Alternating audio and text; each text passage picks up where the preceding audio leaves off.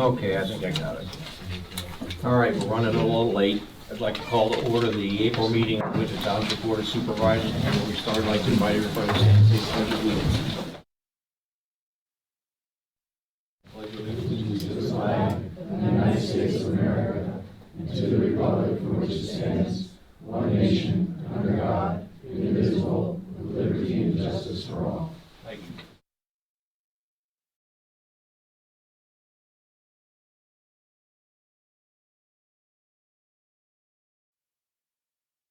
All right, first item on the agenda.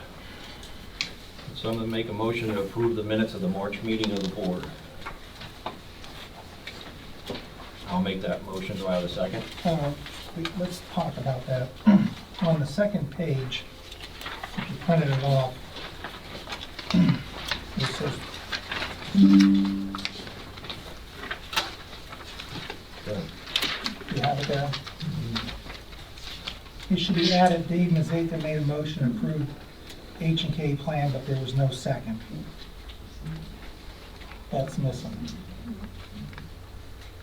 What are we talking about?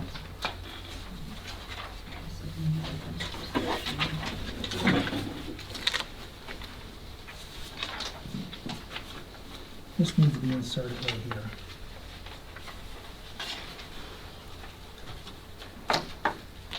My handwritten note needs to be inserted.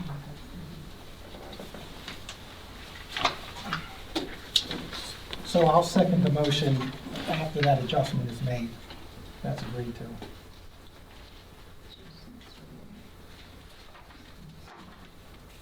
Did you see what he said?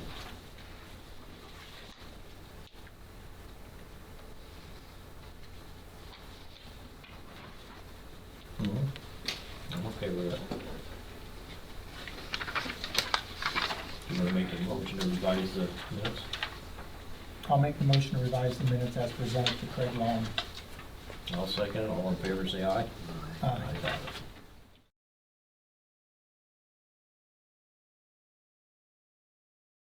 All right, on to public comment. Mike Pollingham. Good evening. I'm glad some of the folks with H&K are here to hear stuff that we deal with on a daily basis. Yeah, thanks. I live across the street where the proposed plant to be constructed or delivered.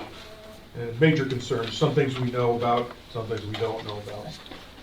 For the truck traffic, what we understand was anywhere from 80 to 100 trucks per day are to come off Monument Road onto State Route 22, which is an extremely dangerous intersection for slow vehicles for the amount of speed of traffic.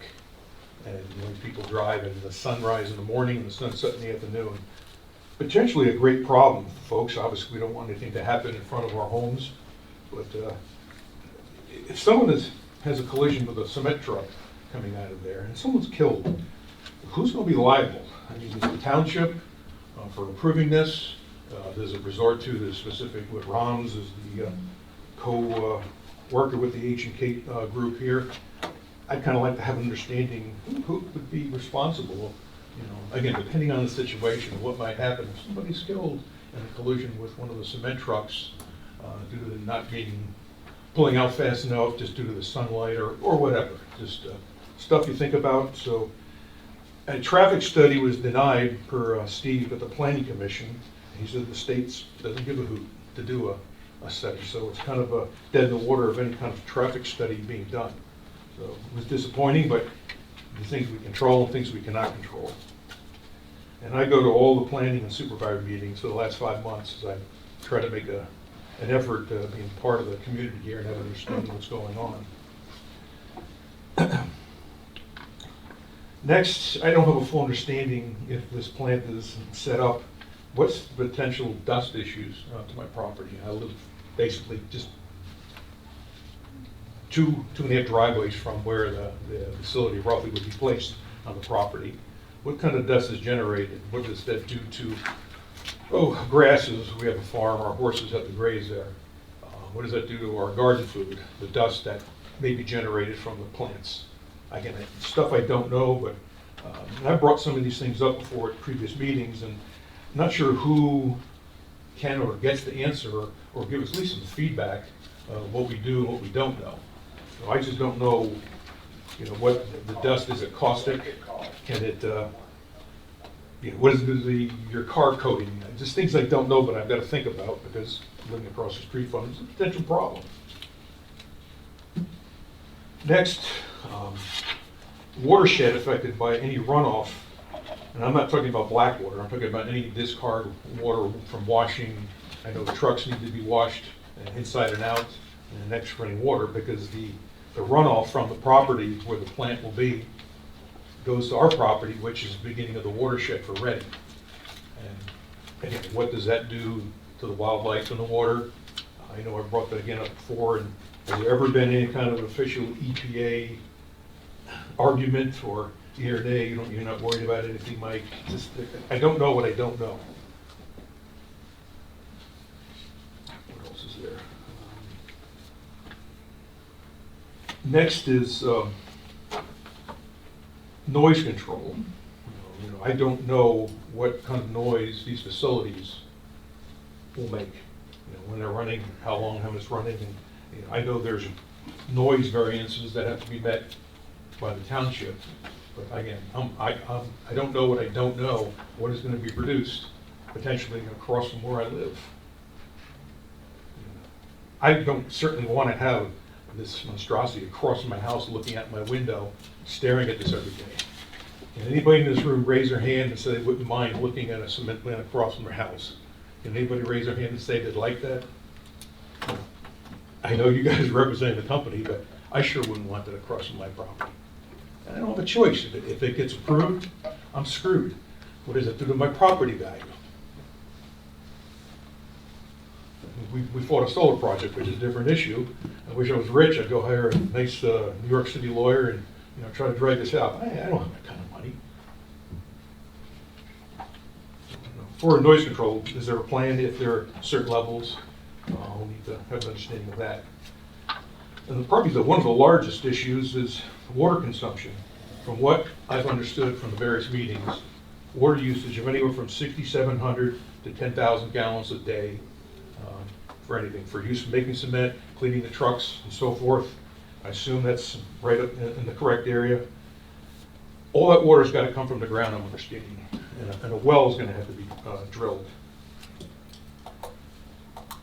My wife's going to talk about some things we experienced this summer with the drought.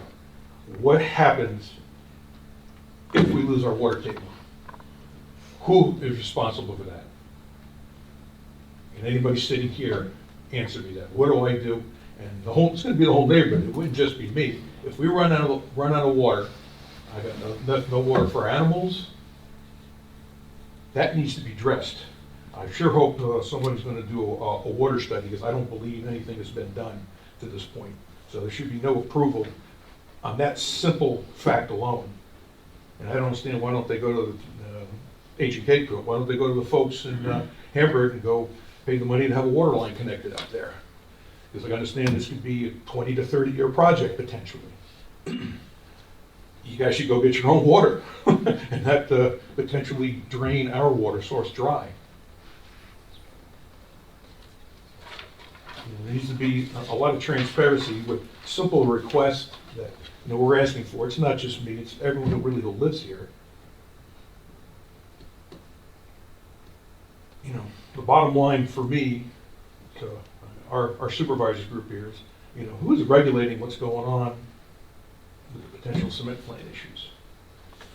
Any feedback from folks here would be greatly appreciated, but that's kind of where I stand right now, that what I got to stand on is need a water study. So, thanks. All right, thank you.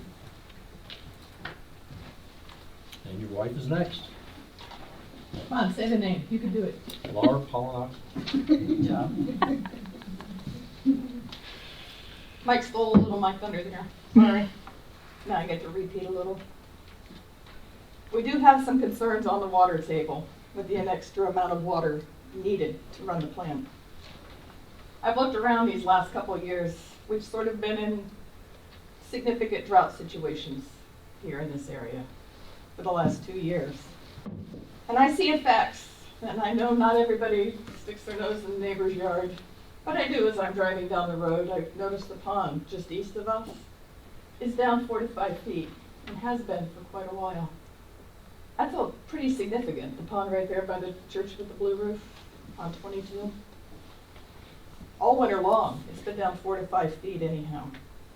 Okay, maybe they do have a hole in the dam, I don't know. But I'm just saying, in the almost 20 years we've lived here, I've never seen that pond look like this.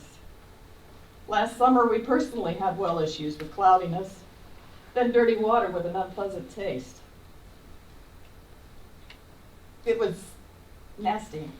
It was nasty. I was scrubbing my water trough daily. I was scrubbing all the horse buckets daily. I was scrubbing the toilets daily because the water was nasty. We had to filter everything we drank. Once we got water again, it got really dirty, and then it lasted for about 2 weeks. I don't know if the issues were due to the drought. None of us really have any input on that, but who knows? If they are due to the drought, and we really don't know what our future holds as far as water, rainfall for the next couple of years here. Do these things go in cycles? I've only lived here about 20 years. I don't know if it's cyclic. Is something we can look forward to on a regular basis or not?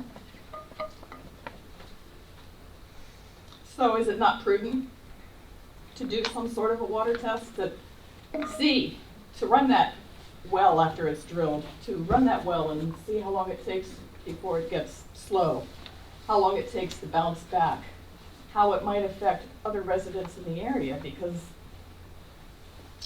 I know there's a name for that test, I don't know what it's called, but it's measuring the ability to recover from heavy use. You know, a cement plant is a business. We all need business. But, you know, water and water studies are part of the price of doing business.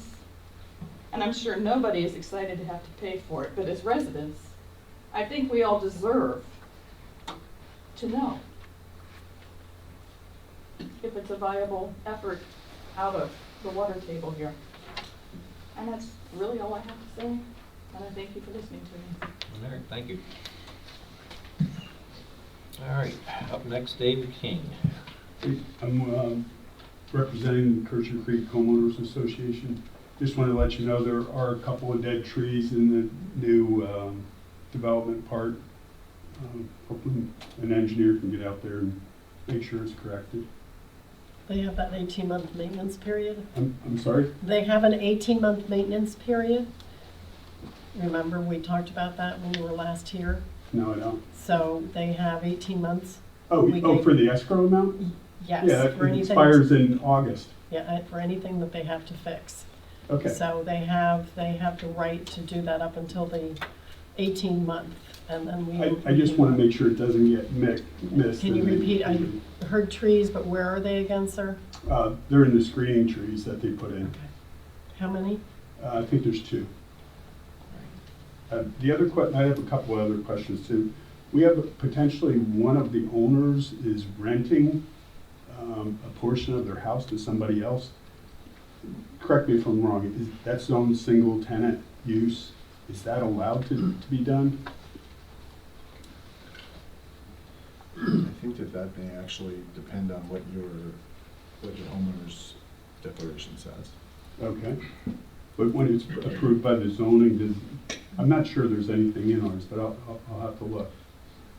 But just by zoning, doesn't that fall into that category? So Single tenant, and then part of it's rented out? So because it's a planned community, Mhm. We aren't really regulating what goes on internally. So I think you need to look at your declaration and your bylaws to see if that's a Okay. violation. And please keep in mind, the HOA declarations are not township regulated. It's regulated by the HOA, so the Right. supervisors can't do anything. So you need to research. But correct me if I'm wrong, it was zoned as single tenant use, right? I don't have the history on that, but in other words, check your HOA declarations and let us know if there's anything in there. And if it is saying single use, it still may be that the HOA has to do the notice of violation. Okay. All right. but we need you to research it, because Okay, the I'll HOA docs I'll aren't take a ours. look at it. Okay, thank you. And one other question, we're having some problems with the dogs that are in the neighborhood, and I just wanted to know, where do I find the rules for the township, if there are any, about the dogs? I contacted Ryan Wessner about that. Doris was the one that contacted me, Doris Ridenhour. Yeah, we have numerous problems with Well, the dogs. he was in contact with Doris, but I don't know what the communication was Okay, as far as that goes, because of the reason I referred it to him, because it is an HOA. okay. It's again, you'd want to look at your declaration and your So, bylaws. so there's no rules that apply even though we're in Windsor Township? Wouldn't the same rules apply, especially if they're more stringent than what we have? I mean, that's the way I would assume that it would work. It's not that there are no rules that apply, but essentially, it's a planned development. You know, you're essentially assuming some of the enforcement responsibilities. Okay. So, I don't know, I hate to, argue with you or discuss this, but it just doesn't seem quite right that somebody could do something on there that's against township rules. We are in the township, we pay township taxes. You should have to follow township rules, I would think. You do, and I know that there was, I remember several years ago, Dave, that I think you introduced some sort of dog ordinance, and I don't remember what it covered or if it was actually adopted, but I do remember that there was something at least discussed, but this was probably 5+ years ago. Yeah, I don't recall, but then again, we weren't dealing with an HOA. Right. This is basically the first one Yeah. in the township. Yeah. And I remember. I went online and I couldn't find any rules about that. Is that something that's not put on your website, or where would I find that Well, information? I would suggest you get a hold of Ryan Wessner, and you can speak with him about it. You're still the president of the Yeah. association, correct? Unfortunately, yes. Yeah, so I would call It's a permanent position. Ryan. It's not permanent. Yeah, give Brian a call, and, Okay. because I wasn't involved in the discussion, all I received a complaint. And got a It's hold of actually Ryan more and than. let him figure it out. It seems to be getting bigger and bigger. It's not just that one person anymore. Now What is it's the numerous. actual complaint, just so I can mark it down?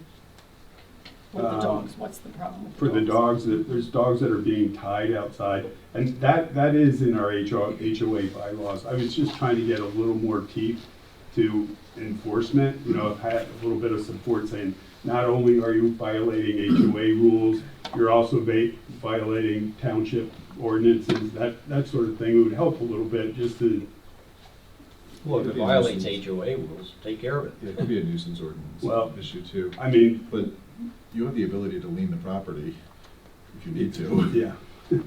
just like We do, but it would be, if there was something that I could point to and say, hey, you can't rent in a single tenant house or have a dog tied outside your door, that sort of thing. It would just be one more opportunity, because I assume I'm gonna have to call the police, and they're gonna say, let me see the HOA rules, is that how it's gonna go, or do I hire you?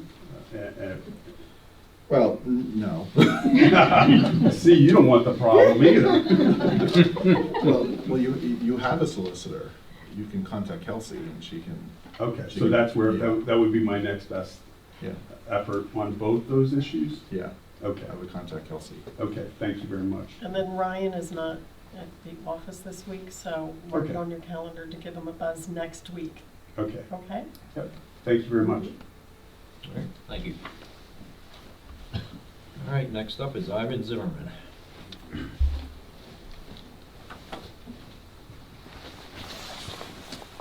I'm representing Wood Heron Village. There's two goals. I want to first give you an update on the progress, or the lack of it. So, first issue that we have run into is DP, unfortunately, is pushing pretty hard that we do something with the lake this year, possibly even this month. So my quick question on that is if there's any advice or input on what was done with the lake in Hamburg. To save that one, I would like feedback on that. Secondly, MedEd informed me a week ago that for our approved community, they want $1.8 million just to upgrade their power outside of the community. I never heard of such a thing before. If there's anything you can point me to with that, I mean, that would basically be a deal breaker for me. I wouldn't be able to move ahead if that's non-negotiable. They're currently saying it's non-negotiable. Yeah, I never heard of that. I talked to multiple builders.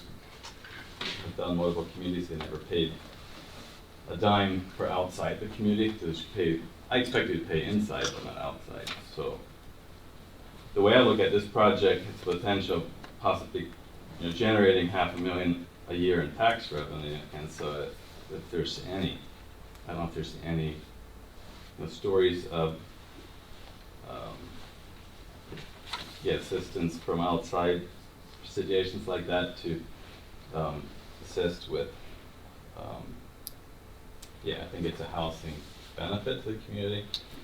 The lake is an issue that affects, of course, our immediate community. The residents will be devastated if it was to be drained. I don't understand why we are being hit pretty hard. My dam engineer did a study, and there's multiple other dams in the same rating that are not. Have not been going anywhere for many years, and for us to be required to do something this year that all the other lakes are not doing, it's just it feels a little bit personal since we're not a public lake. So if there's any input on that, and I'm not asking for it here, just something I just want to throw out there. There's two huge hurdles for us. In the meantime, I presented to DEP at Plan B and to Berks Conservation. Our community would be devastated by it, and so I presented a Plan B, which I'll leave here if you want it. It's basically creating multiple ponds, walking trails, pickleball courts. It has to be an asset to the community. It has to be something that would, If any of you have driven through there in the last 5 years, you see that we have done a lot to improve the community. However, I'm up against some hard places for that. So if there's anything you can offer in that would be helpful. Last item is, so MedEd is saying we cannot do any new homes in the new approved community without paying that $1.8 million. However, they are saying we can rebuild existing homes, and so we have 4 homes I would like to tear down on the south side. However, I'd rather not rebuild them where they are because they're right up close to the neighbors. And since we cannot add additional homes on that side, I'd rather we have some expanses of space in between residences that are open space. I'd rather rebuild them in the center of those sections rather than up against the existing ones. And so Ryan suggested that I drop off this sketch of where the homes would be to be relocated. So, yeah, my question is that something I should leave with you, or is that something I should submit in a different manner? So if you're asking for a mod, remember this was approved as a conditional use, and I believe that there is not any construction permitted on the south side. So I think if you're asking for a modification, you're going to need to submit a conditional use application requesting a modification. I will have to look into it again. My understanding was that they could be rebuilt if there's a structure there, but we couldn't add new homes. That was my understanding. You filed that application. It wasn't under Blue Heron. What was the name? Station Pass. Thank you. Let me just pull up that decision.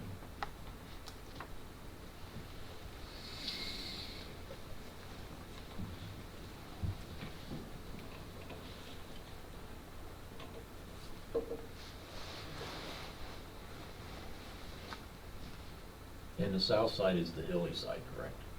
Correct. Yeah. Were you planning to do any modifications on the roads up there?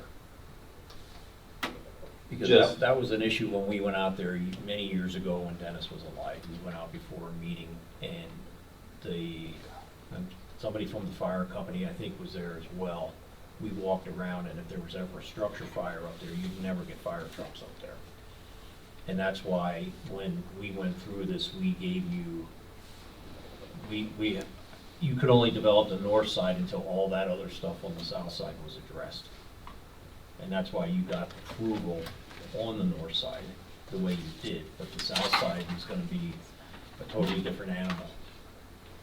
Correct. I was not proposing new homes, it was just, my understanding I can But if you're making repair improvements, these or remodel them, which I could remodel these homes. So the, But prefer not to spend the money remodeling, I'd rather tear down and rebuild. so the decision says that construction activity within the area on the south side of the lake shall be limited to roadway drainage improvements, roadway maintenance, repairs to an existing structure, replacement/reconstruction of an existing dwelling, provided the new dwelling is within the footprint area of the existing dwelling. Replacement, reconstruction of an existing structure directly accessory to an existing dwelling, provided the structure is within the existing footprint. So if you wanted to rebuild it right on its current footprint, that's permitted. If you're looking to move it, then you're gonna need to file an application for conditional use to modify the conditions.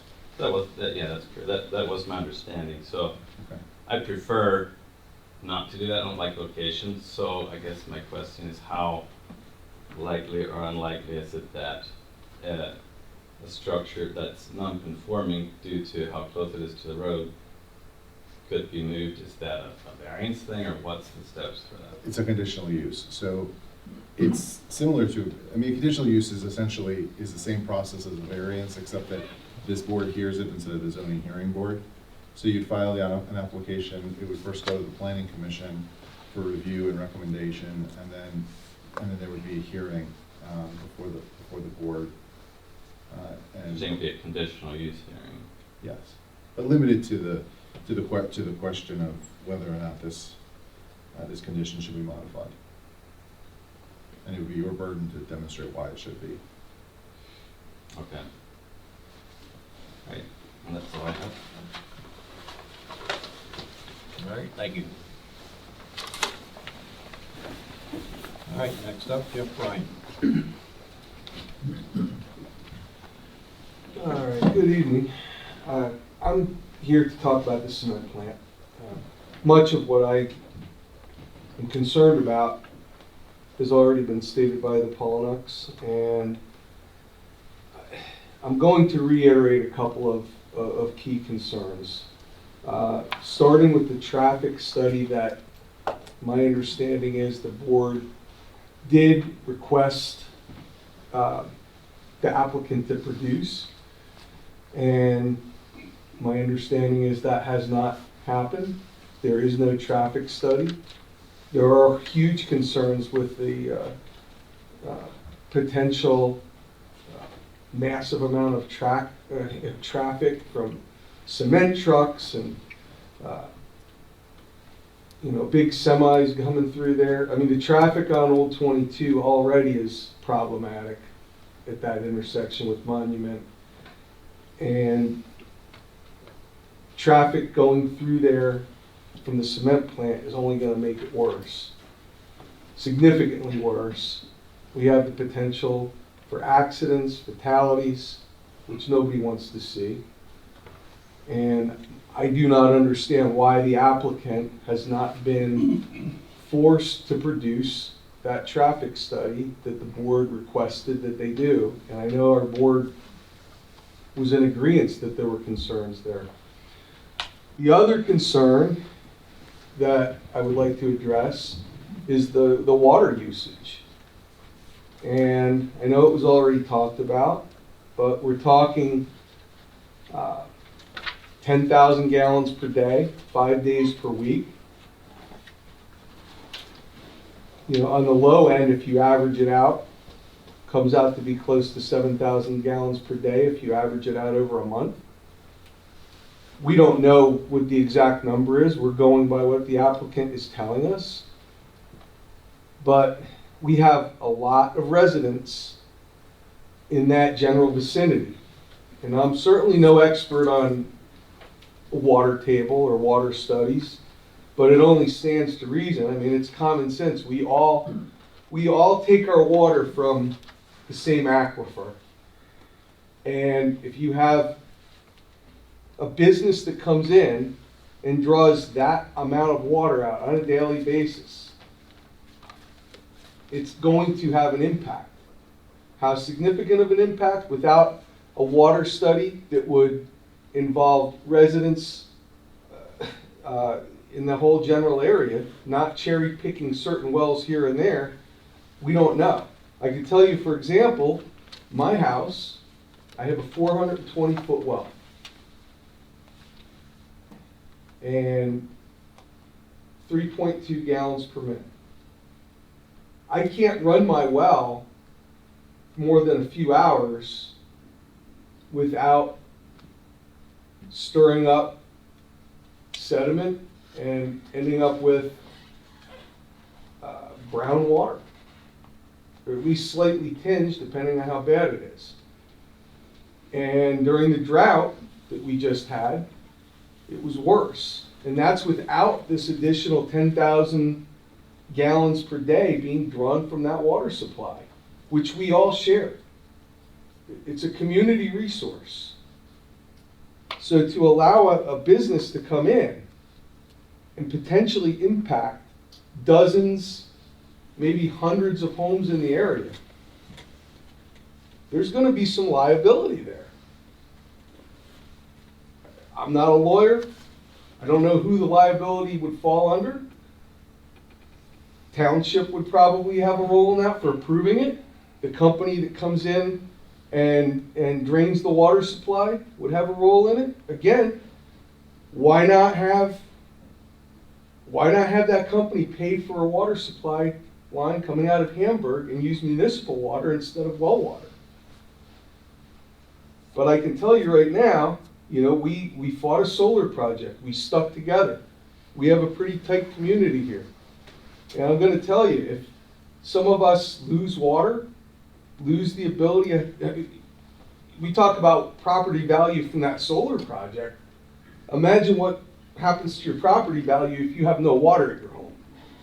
You have a home that's worth $300,000 to $500,000 and you have no water, you got big problems. And somebody will be liable. It could be the company that's in here, it could be the township, I don't know. But we will stick together on this if it happens. And I would rather see us be proactive and stop a problem before it happens than have to react when we have a major issue with people not having water in their homes. So those are my two major concerns. I'm not going to reiterate everything that was stated previously, but we need to really take this a little more seriously. Thank you. All right, thank you. All right, next up, Evan Sowers from H&K Group. Thank you. Mr. Chairman, when I came in here, I thought everybody had to sign as like a visitor log. I mean, I know our stuff is coming up under old business. I don't want to speak out of turn, but. Well, if you want to take care of it now while we're on the subject, that way you don't have to stay through the rest of the meeting as well. Okay. If it would please the supervisors, would it be okay if I stand here? I feel rude having my back to the audience. Whatever, that's fine. Okay.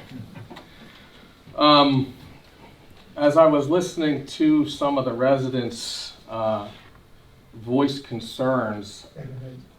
Your position with H&K. Oh, I'm sorry. There's a lot of new faces in here since the last time, so let me reintroduce myself. My name is Evan Sowers. I'm with the H&K Group. I am the project engineer for this concrete plant. With me tonight, I have counsel for H&K, Anthony Bottenfield, and I also have Jim Haynes, Chief Operating Officer of the H&K Group, with me to represent ownership.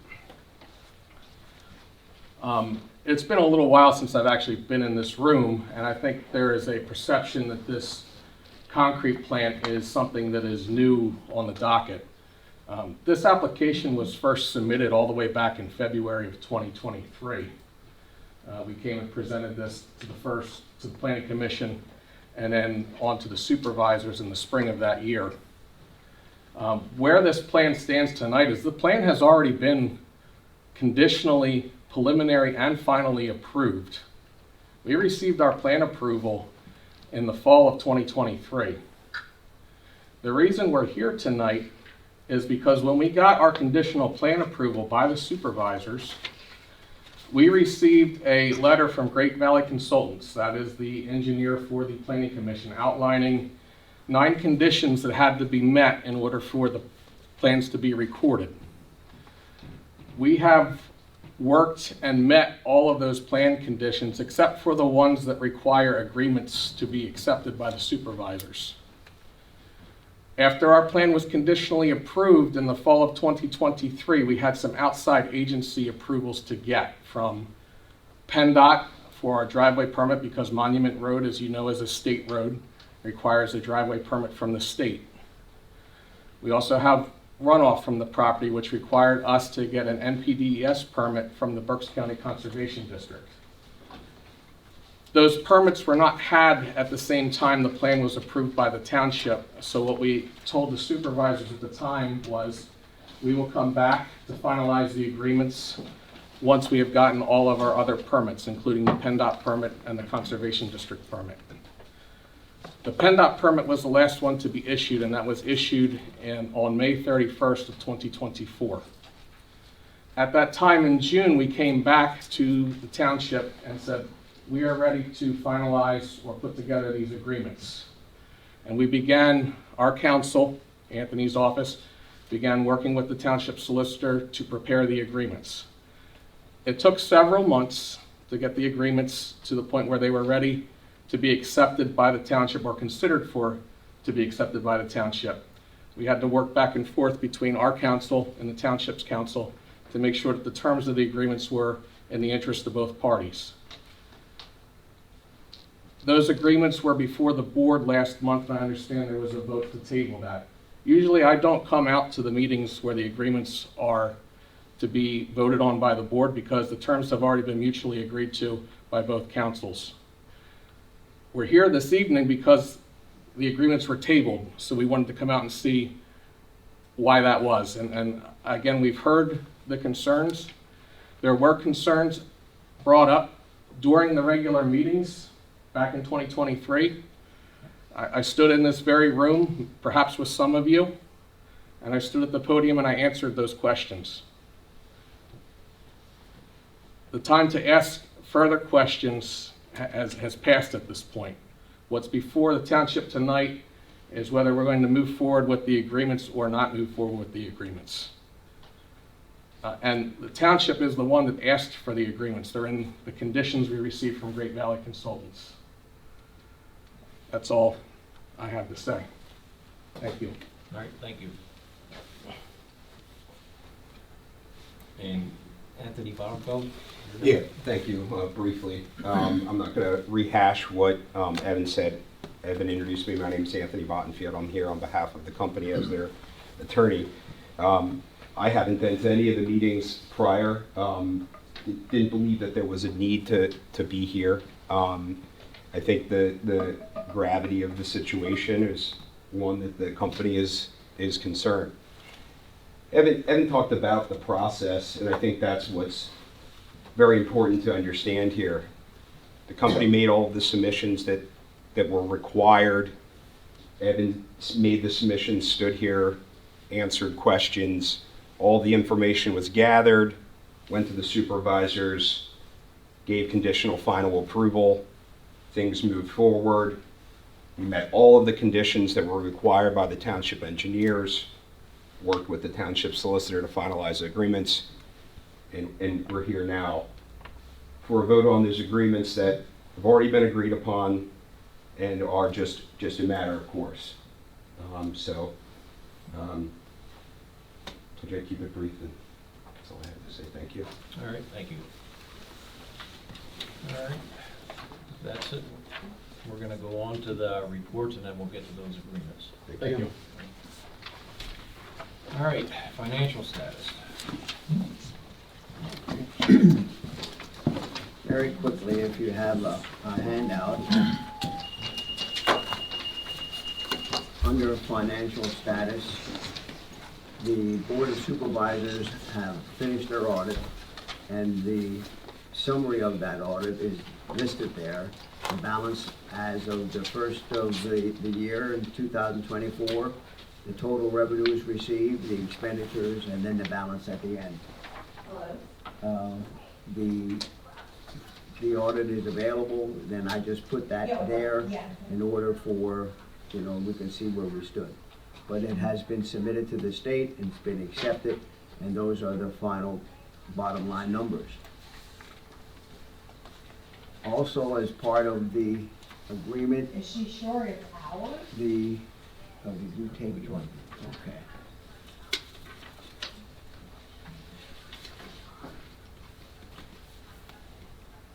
One of the supervisors wanted to have a listing showing some of the costs involved with this. Now, these are my copies, but you can look at these. It's gonna be This right is, here. H&K, and right now, you have a. If she can, like, screenshot and send you where she saw that. So I can. Okay. So, and we build all these parties? They have been built before this, and I wonder if what we it's do like a is wrong that date, like the past. we will build it. Deducted.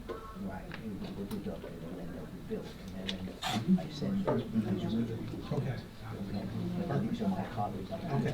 Okay. I'll take a look at it. All right, I'll answer it. Thank you. That's my report, if there's no questions. Any further comment? All right, thank you. All right, engineering, CO zoning officer.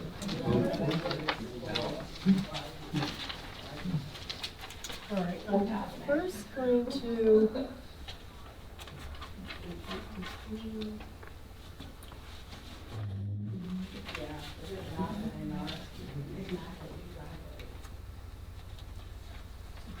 This is the regular packet. If you want to take one, you can pass it down. There's four. So that is one too. And these are your monthly reports. Russell, here's this. So it's your monthly reports for the activities, and then it's the SEO report, and also then Ryan's report, if you page through the first few pages. So that's the standard handout. If there's any questions on those reports, you'll let me know. I know that Ryan sends his in advance, but you receive. And then the next item, as we discussed last month, was the signage on Route 61 to enforce the weight limit restriction to prevent the trucks on Route 61 from turning onto what is known as Blue Mountain Road before it turns into Port Clinton Avenue in Windsor Township. The two municipal district liaisons contacted me and gave me the name and address of the district traffic studies signing manager. So you have a copy of the letter that was sent, along with the map, of course, requesting the process to for the townships to abide by to get those signs installed on Route 61. And it's just the two signs, and of course in the letter it's clearly stating you would own and maintain them. And they would not be responsible for those signs. Okay. The next packet is regarding the larger self-storage project. This is the one off of Chappelle, and this is what's called a PennDOT scoping meeting application. So this is the start of the applicant's request. Yeah, keep paging through. It's the applicant's request for the information that PennDOT needs to start the process for the HOP, the driveway that comes out on, is proposed to come out on Chappelle. The next one is regarding the grant for the park. And good news, they didn't have any comments, didn't need any more information. So I was very happy, replied back, and then she thought we were starting on the work. And so I had to reply to her again, saying, no, we're excited the grant is moving through the application process. So that was good news. And then the next one was information I just received today. Wasn't sure if you were able to look at your emails, but this was a letter from DEP to a property owner regarding the storage tank releases that were, so this is something that I felt the supervisor should get a hard copy of. So that's that initial packet, which is the standard information correspondence and the engineering, zoning, and codes information that I distribute typically every month. Specifically though, on the agenda, now we're going to get into the Berks County Conservation District Low Volume Road Grant Application. There's your copy. Jerry, if you could take the information down. Ben and I talked about this. We were authorized to help him out. So we want to ask a couple things of the supervisors tonight. The grant is due May 1st, correct, Ben? Yes. Okay. So Ben put together, and he's given you more information. What you have is just the initial packet. I completed bare minimum information. But Ben has given me the sketches, which would go on the grid paper here, and all of the other quantities and information. So on the top sheet, the total amount for all of the materials, labor and rental would be around $57,300. To separate labor and rentals, to push it into in-kind services, because you're allowed to request for a grant amount, but then you also can say to the grant agency, in this case the Conservation District, that, oh, by the way, we're going to pay for this part, but we're only requesting this grant. And that would be, the grant would be $36,395 and change. And the labor is $20,900 as estimated by Ben. Utilizing the information from last year when the same contractor did pipe excavation and then backfill and paving. Well, no, that didn't include the paving, that was just the excavation work, because the paving went out to somebody else Okay. and stuff, so. So, but does the $20,900, because you have blacktop in your materials? Yes, but it was a different contract. In other words, your labor is Yeah, everything. So whether it's one team, Yeah, two teams, yeah. 5 teams that have to come out, it's still getting the Yeah, pipe it's in all, place. yeah, It's total done, labor. yes. done. So Ben and I were curious if you want us to go for the whole grant amount of $57,000, or if you want to do the grant amount for around $37,000. It's your first time in the past few years you've done this, right? This is the first The time at first all, time 'cause I ever, just 'cause got you- certified in November. You got certified, the date was November 7th. So I think the Conservation District said their budget's of around 120, 150. Something like So it could be 120. split into multiple, communities to benefit from the grant. I know we had one community that their award was around 95, so there probably was another small community that received it in previous years. So again, it's your call. It's a new grant. Ben took the effort to do this. And normally, it's April 1st is the deadline, but this year they pushed it back. They weren't getting enough. Yeah, they weren't applicants. getting enough applications, but we weren't gonna apply for this year because we needed the updated road counts, which we didn't have on file. So they did them in March, so. The we- Conservation District Yeah, did them. so we couldn't get it in for April anyway, because they only did the counts in March, so. But now that they extended it, that's why. we're So going if I understand the question correctly, you're asking, should we ask for the higher amount or the lower amount? If we ask the higher amount, there's a risk we won't get it because they don't have enough funds to divide up to all the I applicants. don't know, they might, that what you're asking? no, because the forms are gonna be completed, if you page through the forms, there's, the total materials, and then there's also equipment and labor on the same sheet. Then you could put on in-kind funds, right, if, there's not enough money in the grant for 2025, the township is willing to pay for equipment and labor. Do you see what I'm saying? You submit it saying, hey, if you have enough, we'd love the 57,000 and change. But if you don't, So what are you recommending? the What are you way I just recommending, explained Ben? it. Since this is the first Yeah, time, okay. it's hard to say because we don't know how they really What done it I'm, in the past. yeah, what I'm saying is go in for the whole amount, but tell them you're willing to take the lesser value if they don't have enough.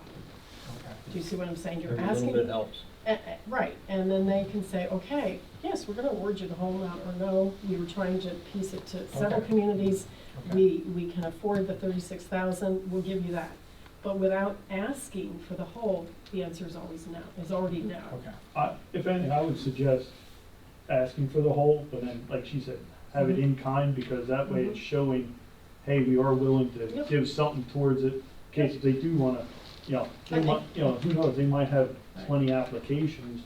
Now that he extended the date, Yeah, then yeah, we all might have yeah, scrambled. Yeah. But since the And also- forms are broken up, you can do it that way. Each road has to be individual, and we're doing 3 roads.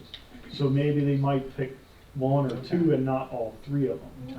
No, So- 36,000 doesn't sound too bad. No, but I'm just saying, Think about it. because we couldn't bundle it together as one, they wanted individual. So there's work on Balthaser, there's work on Crispin, and work on Strasser roads. Haas is the only one that's not getting any piping, but that is a road that you've identified for 2025 to have some base But repairs done. on Thursday, when I met with Dean from the Conservation District, they ranked the roads. They're supposed to come out and view what we're doing to kind of approve it a little bit. And he said Balthaser is on their higher ranking because it's gonna reduce a lot of the erosion and stuff. So he said that one's up. He said Crispin's and Strasser's kind of up. But too, it all depends on if higher roads come in with, somebody else puts an application in that's higher ranked, But he don't make the decision, he just ranks them, and then when it goes to the review board, there's a ranking on it, So maybe we won't get Crispin, but we'll get Balthaser and Strasser, or maybe just Balthaser funding, but it, at least it's something, Okay. so. Does that make sense? Yep, let's proceed, if everybody agrees. Any comment? Can we have a motion for that? Higher amount. Now, there's no resolution or anything, but I would like it in the minutes at least to, document we're going in for the full grant request of the $57,295.85 for Balthaser, Crispin, not Christmas, and Strasser, for the low volume grant application through the Berks County Conservation Let's District. make that That motion. motion. All right, and I'll second. All in favor, say aye. Aye. Ayes have it. Thank you very much. All right, so that's that. Now, in the process of, do you want me to wait for new business for 2025 roads? Yeah, hold on. Okay, hold on. Hold on, PA small water, PA small water. All right, I'm gonna give Craig 2 resolutions. So you have 4 again, Jerry, thank you. This is yours. And can you pass these 2 clean copies for resolutions to be executed if so? All right, so this is the PA Small Sewer and Water Grant that we applied for Mountain Road. And this is under the PA Small Water and Sewer, if people think water and sewer, but in the case, the grant, it does permit for stormwater and flood control improvements. So that's that low section on Mountain Road. So we put together a grant application, letters of support, Jerry, if you remember, were under 500,000 because we had not done the preliminary design. So now we've sized it and designed it, and the total cost is $271,143. This is a grant that has a 15% match. So in front of you, you have 2 items to discuss and consider in separate motions. The first is a funding commitment letter and ownership letter, and what that details for the grant reviewer and for the application is the total amount of the project, the 15% match of $40,671, and that the township is committed to have that dollar amount from their general fund. So you have to say, we have the money, where is it coming from? And you're committed, and you own, of course, the road and the improvements. So moving forward, this is dated for tomorrow, but Craig would put this on letterhead and then sign it if it's authorized. So the first motion would be to authorize the township secretary to put the funding commitment and ownership letter on letterhead for the grant request of $230,472 and the 15% match coming from the general fund for $40,671. Can you use liquid fuels for that 40,000? I said general fund, so if you want it changed to liquid fuels, I could change the letter, send it to Craig in Word format via email, and you can, again, put it on letterhead. So funds from general fund or liquid fuels, and it gives you then the option to use either account. Yeah, because we're not going heavy on roads this year, so we would have the money available to do that. And that, then, just modify the motion, that would be general fund or liquid fuels, you know, as the township supervisors would authorize. And I will make that change. But I'd be looking for a Any motion. comment on that? No. The only question I have is, not with the grant, but what do we spend, what's it gonna be, a waterfall there and No, this is, playground, or all that money, what's gonna happen there? you're on the wrong grant, dear. No, I'm saying for the $270,000 for a 100-foot ditch. No, it's almost 250 linear feet. Okay, The Lego blocks to stabilize the shoulder, pipe under drain of a 24-inch diameter, so 200 and some odd feet of the under drain. Wrapped in fabric, the riprap, and then swaled. The end section and riprap for the end section. So there's sort of riprap and shoulder stabilization, and it's wrapped in geotextile, and you have your under drain pipe, and then adjacent to the road are the Lego blocks to stabilize everything, because you're losing the shoulder. Okay. So it's not a quick fix, it's a long-term fix, and that's what was discussed with going after the grant, because it was not going to be throw more stone in, because it's washed down each time they threw heavy riprap right then, or concrete hunks, it's gone. The water that comes down that swale is massive, it's massive force. And then that also includes the culvert. cross pipe too, The culvert. or not? No, That's just the gutter? that's just the hole, yeah. we're in the wrong business, man. That's way too much for a gutter work. It's not gutter work, we just explained what it all entails. And it has to be bid, so it's It's a liquid grant, if fuels. we get it, It's a we get grant. it, we don't, I guess, Yeah. you know, but, so. I thought that included the cross pipe and everything, but that's just doing the gutter in the shoulder there. Man, Things aren't cheap anymore, not when you add in prevailing wage rates either. doing a lot more pipe work for a lot less than that. No wage rates. And the grant also, we have to account for So, Build America, Buy America, all the products have to be certified. So- It carries a lot of different nuances than what you're doing with. so now we're not doing anything with the cross pipe there. No, that takes a separate permit. What I was authorized to do was just do the shoulder. I thought it was and all the inclusive, restoration. because we were gonna do the shoulder and the cross pipe. Well, the grant application ends the 30th, so it's up to you guys, but I don't have another meeting to, Still, that price, so that's another 300,000. So. At those well, the rates. cross pipe needs the whole, all the new end walls, everything would have So to that's, be. I mean, that's, It's a that's full dig another, out. that's another 300,000. Yeah, it's a full dig out. Well, what we're trying to stabilize is the shoulder of the road right now. Because that's basically why we went out there, because of the washout and that stuff, you didn't want the shoulder washing away. Yeah, and then the next, So if we the can get next the money grant to you do go that for, and take right. care of it. And then the next grant you apply for the Yeah. replacement of the culvert, including new head walls and everything. Because that was the whole reason for going out there. But that one might be a problem because there's wetlands, so you might have. Yeah, there's to- gonna be more there because of the That's pond on the very other side. complicated, yeah. But if we can get this done, It's work, it's just one step. So Steps. we need a motion to proceed here, what are we gonna do? Yes, what I said, it's the motion for the funding commitment letter to be authorized for the township secretary to put on letterhead, and then get it back to me. I will get him the revised one, if, as I heard, general funds or liquid fuels. So the motion would be to authorize the secretary to issue this letter, so that it can be uploaded in the application for the PA Small Water Grants for Mountain Road. Okay, I'll make the motion that Craig, You got all that, Craig? I'll get it from Pamela. All right. Yep, I'll get you the letter. And I'll second it. All in favor, say aye. aye. Ayes have it. And then the resolution? And then the resolution will follow. The resolution does not dictate where you're getting anything to do with the funds. This is just a resolution of the grant request.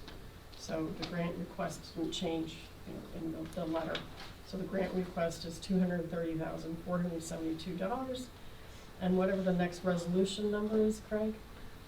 Not without checking that, but I'll Okay. make sure you get it. Okay, and then that would go into the meeting minutes. So resolution to 2025X is authorized tonight to be executed by the chairman and the secretary. How many copies of this do you need? I gave him 2 blanks. 2. Mhm. All right. Well, I'll make that motion that we approve resolution 2025X at this point Mhm. for the For the grant. grant application. Do I have a second? I'll second that. All in favor, say aye. Let me give you that one right away. Okay, so that's the PA Small Water Sewer. Did you want to give me that one right away? I'll sign it.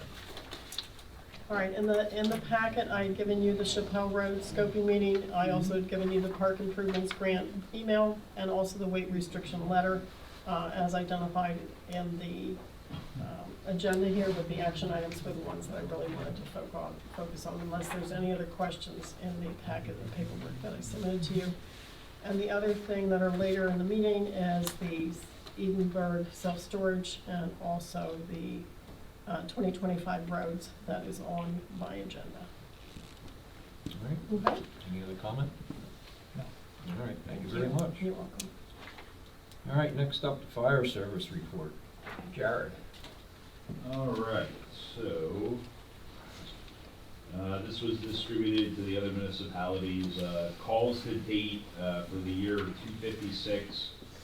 Just an update on the new rescue truck. In early March, the committee met to do our pre-construction meeting with Campbell Supply. We spent over 9.5 hours going over the spec completion. So now they have it, and now we're just gonna be sitting back and waiting for it to come to production line. So Scott's been working on the finance, just 1 or 2 minor little things with financing, but it's all in play for the payment schedule with municipalities. So thank you for that. Just an apparatus update. For the last several months, the military brush truck's been out of service because of an air valve leak, and there's been some issues because there's conflicting reports on the maintenance, or not maintenance, but on the repair specs to get it fixed. So it's military, you can't just walk into anywhere and get the replacement parts. It's been a nightmare. So in the meantime, we've placed a 200-gallon skid unit into service with a forestry pump on our utility truck that we were using for the traffic control. It's now been repurposed back into a forestry unit to supplement engine 61-2 for the brush fire needs throughout the area. So I gave an update to everybody with that. One of the big things that I'm going to be starting on the next working group meeting is the municipal tax credit incentive program.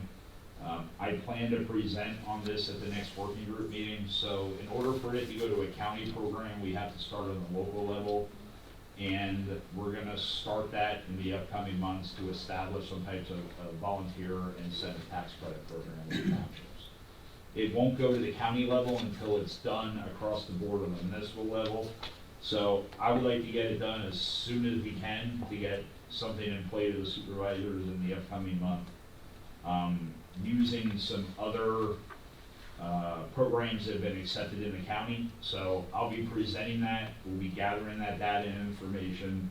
No action is needed now, but we will be working on that in the upcoming months as some type of, volunteer incentive program or tax program is what they're doing to the volunteers. So it'll be a criteria-based program. We have to provide the data to you, and it's an eligibility thing. So you can't skew the data, and it's going to be the same program that other municipalities are working. So we're going to start that process for the Northern Berks companies here, and I attached legislative updates on where that is in that process.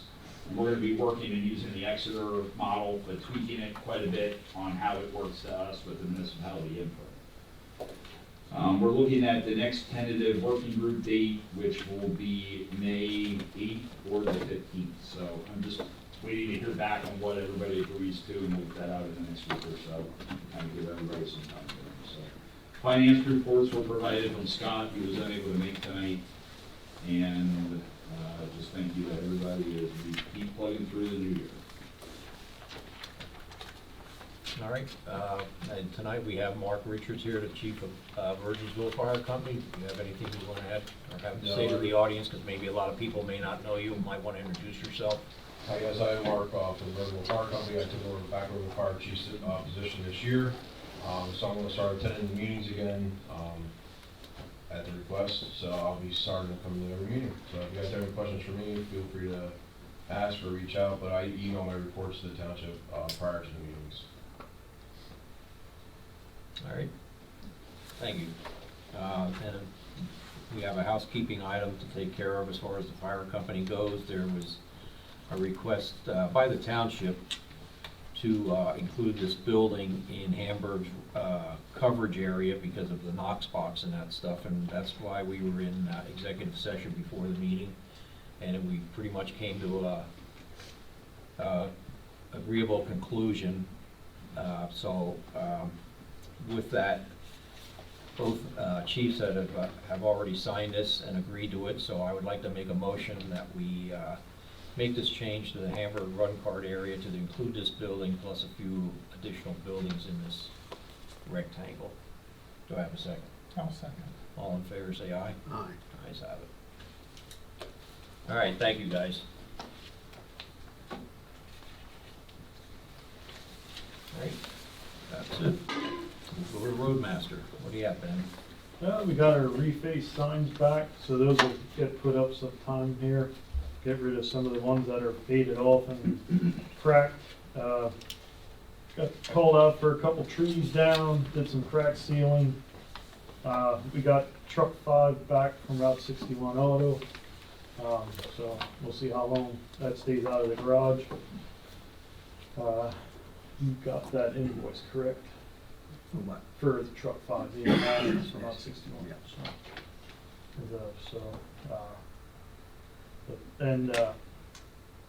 Kevin from SDE was up on Port Clinton Avenue and put the PK nails in, and he wants to do more work for us because we did traffic control for him, so he didn't have to dodge the cars. Yeah. And stuff. We kind of spoiled him and stuff by doing that, but so.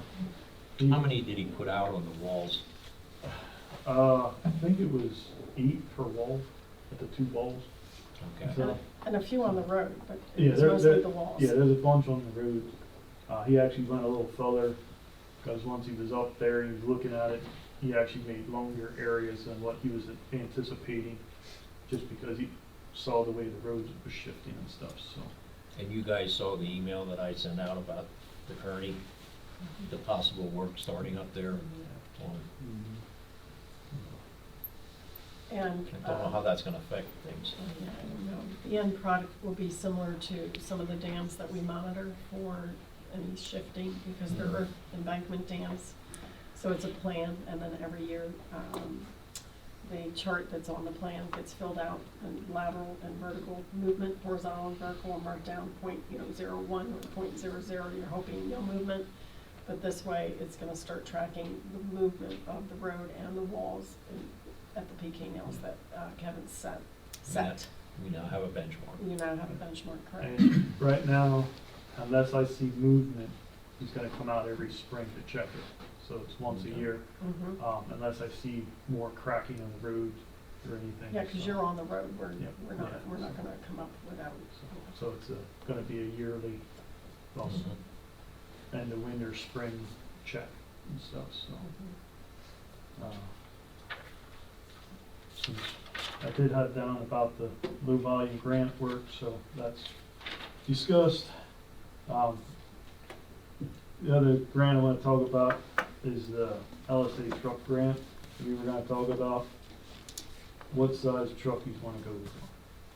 Because the truck I was looking at was going up to a 10-wheeler and going that route, or do you want to stick with the size we have now, the single axle? Because either way, I have to get new prices with, just in general, the yearly prices went up since I had checked. So, and now I have no idea what the prices are gonna be like. And the local grant opens up July 1st, closes September 30th.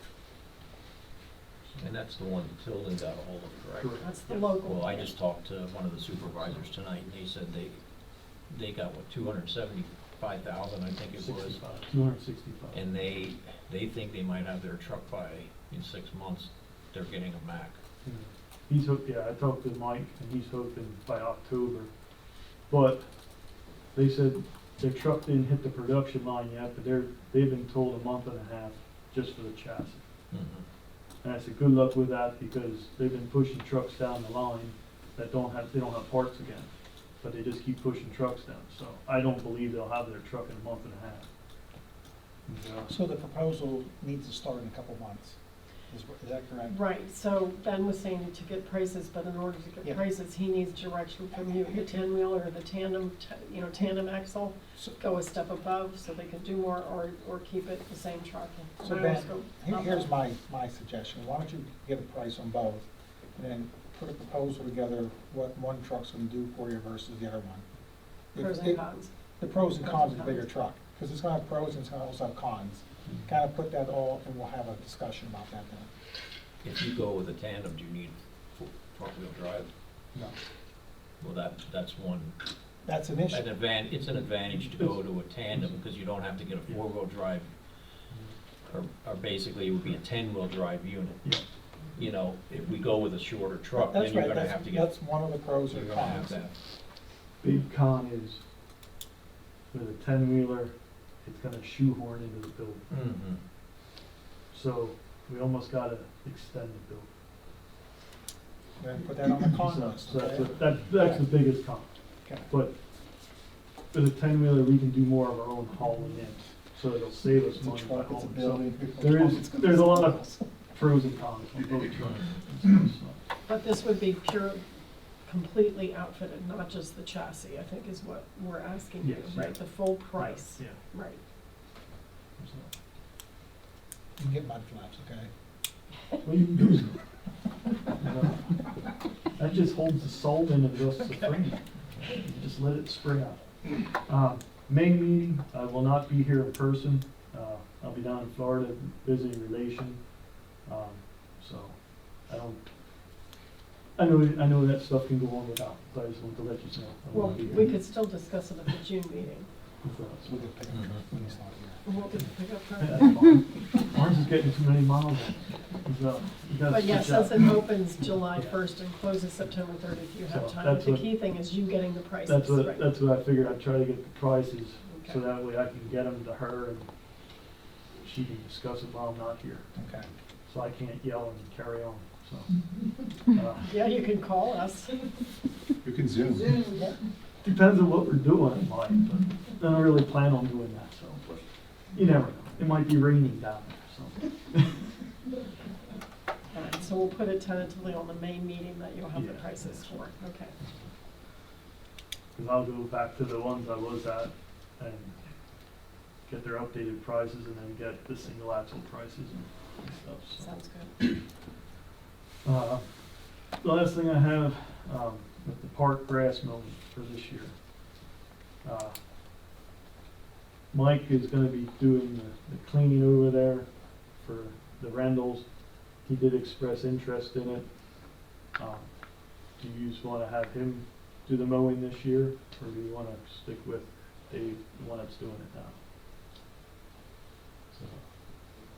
Well, I think Mike should get used to it, that if there's an issue that one can't do it, that we have backup. Because now he That did. you don't have to go over there and do Because it. now he did say about vacation, they're on vacation or whatever. I said, well, that's the same way with Dave. We just flipped around and stuff, so. So, I forgot to bring that up. Well, we'll have Mike on the payroll, so, at least we have somebody, and they can work that out, So, and just let you know. well, I don't need to know. As long as it gets mowed, I don't need to know. As far as the time sheets or whatever. Well, because now Mike has the rentals, so he knows when the stuff is gonna be there. Whereas before, we were always guessing, Mhm. we didn't actually know, so. And the water's turned on. Oh, okay. I don't know if you were over there yet or not. No, we were crack sealing today. How's that going with the rain? Today was our first day out. Yeah, that's what I thought. So is the water gonna be turned on for Saturday in the restrooms? Because the softball It only- team wants to know. It all depends on how much it rains Thursday and Friday, because if it's nice, I'm crack sealing. Yeah. Yeah, and But they right now, the wanted, weather, right now, the weather don't look Okay. nice, but yeah. So the answer's no? Is that what it is? We need to let her know. Well, they wanted to bring a porta potty in until we got the bathrooms open, and they decided not to bring it in. So that's really not on us. because if it rains Friday, I'll be over Friday to We turn just everything need to off, let them know. It's a yes or no. but, So there's gonna be no water in the bathroom on Saturday. all depends if it rains. I got other stuff going on. Okay. I'm not gonna stop Yeah. just to go turn water on, Okay, because that's not an hour process. okay. Yeah. So, especially if there's a leak, then there's even more. So, I cannot guarantee it's gonna be on. So, I said that before, Okay. cannot guarantee it. Yep. So, I agree, because we rented that machine for a week, so, correct? yeah, And we only got 1 day of use out of it. so, because I have to, if it does start raining tomorrow afternoon or Friday, I gotta call him to see if we're gonna get to keep it, but then I gotta find out if I can get a crew for next week to use up the days, or if they need it somewhere else, and we can just get credit for our days, like for fall or something, to do it in fall. Because we didn't get, we got 6 miles of road done today, but that was almost running behind the machine Okay. and stuff, but I'm not gonna give up rental time just to turn That's water fine, on. yeah, that's fine, So, okay, just so we cover something. yeah. Do you have anything else? No. So Ben and I, well, actually, for the board here, I brought forth a bid last year to improve the grass at the park, fertilization or herbicide control. And Ben tells me there's a lot of holes in the park and settled, and it needs to be backfilled with topsoil, and should be reseeded. Is that something we can get done? That's not part of the proposed improvements that you put together, but, Yeah, wasn't it around 600, well, like $630 to, well, is that that's, for the spraying of the well, ball field? but or- based on what Ben's telling me, we need to get things seeded and filled in before we start spraying, because there's a lot of holes. I have not looked at it. From the roots and stuff over the years, and all the Is it shade. just where you took the trees down? Some of it's there, but then also, like at the pavilion there with all the shade over the years, nothing, it all just got washed away. So we gotta put some there, down in front of the stage area, it's rough, well, even in the outfield for the ball field there, it's all uneven. It's just ruddy. I don't know if taking a roller in to roll it would benefit some and stuff, but we do need to take some topsoil over there, fill in too. Is that something you're gonna do? Or are you looking to get a contractor to do it? Well, if we want to reseed, we have to rent equipment and stuff to reseed.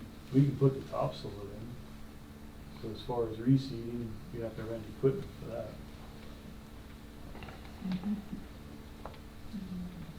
How big of an area is it? If you put them all together? probably almost 3/4 of an acre. Let me talk to Dale Gasser. He grew up in Edenburg. He has Hilltop. He may come out Yeah, and he do has, it for he free. has the equipment. Yeah, he might give us a really good deal on it. Oh, and, I'll see him next week. So how are we gonna find out so we don't get into, it's gonna be too late to get it seeded? well, we don't have, well, the egg hunt is 2 weeks, but then That's after that, correct. there's no rental till June. So You don't wanna be planting seed in June, you wanna be planting in early May. The egg hunt is Saturday, FYI. Yeah, no, that's next Saturday. Next Saturday. No, this Saturday. This- Well, no, he is down to 19. We're down now. Well, how's that gonna work with the softball team? We're in the morning. We're at. Okay. Hey, Mike. You gotta change that on your calendar. Yeah, Roger has Well, it Dan, down can for you the get a night, for the quote and 19th. email us what the cost is gonna be, we can. I'm glad you're here. Get something down Oh, yeah, we can- We don't wanna do it in July. No, I agree, but I gotta get more of a more accurate square footage for him to give me, because they did that stuff by the square foot, basically. And it's a smaller job, but like I said, I might be able to talk him into doing it next to nothing. I will try to have the water on. Either way, I gotta get the water on. It better start raining. It's supposed to rain Saturday, too. All right, is that it, Ben? Mike said, they're supposed to be getting their mulch sometime this week. So we'll get buy the So that- leftovers from them. Yes. So, depends on when that comes and they get theirs spread. That's the Tilden mulch. Yes. So, that's right. I was saving that for the park section, Okay. so. Well, while you're on it, anything else for the park? Showed Mike and Laura, we met with Roger over there and they got the gist of the cleaning and rundown and stuff. Their names should get added for Kuzan's, so if they need to purchase cleaning supplies and stuff. Roger was gonna put it on with, that other place too. Trey. Trey, yeah. But if they just need, something small or whatever, if you just wanna put their name on down there. Are you still getting the paper products and all that stuff from Trey? Is that where you said? That's the name, but I don't know where it says. Which they bought it from. Okay, yeah, because he lives out in Bethlehem. But he comes to Hamburg once a week, usually on Wednesday. Because I know he had said, he ran down a list of what they got where and Mhm. stuff, so. I think all the paper stuff comes from them. Probably the garbage bags and all So, that but like, stuff. the bottle cleaning solution or whatever, I think they just went down to Kuzan's. Okay. Because he had mentioned about Kuzan's, so. Well, I know, Chris, I can say something to him to maybe get a hold of these guys and they can work something out, get contact information. All right, that it? Yep. All right, thank you. Solicitor, Mr. Fabiars. All right, the board met in executive session before this meeting to discuss a public safety issue. And I guess, quite honestly, everything else I have is on the agenda because we have the agreements with H&K that I've reviewed with the board previously. And then we have the applications for the 401A plan that we can discuss when it comes up on the agenda. Okay, you still want copies there? But the agreements. I have copies if you need. No, I had one laying there, I think you grabbed it from me. Yeah, one of those mine. All right, then on to old business, we have these agreements with H&K for the holding tank, stormwater controls, and maintenance and security agreement. First one up, the holding tank agreement.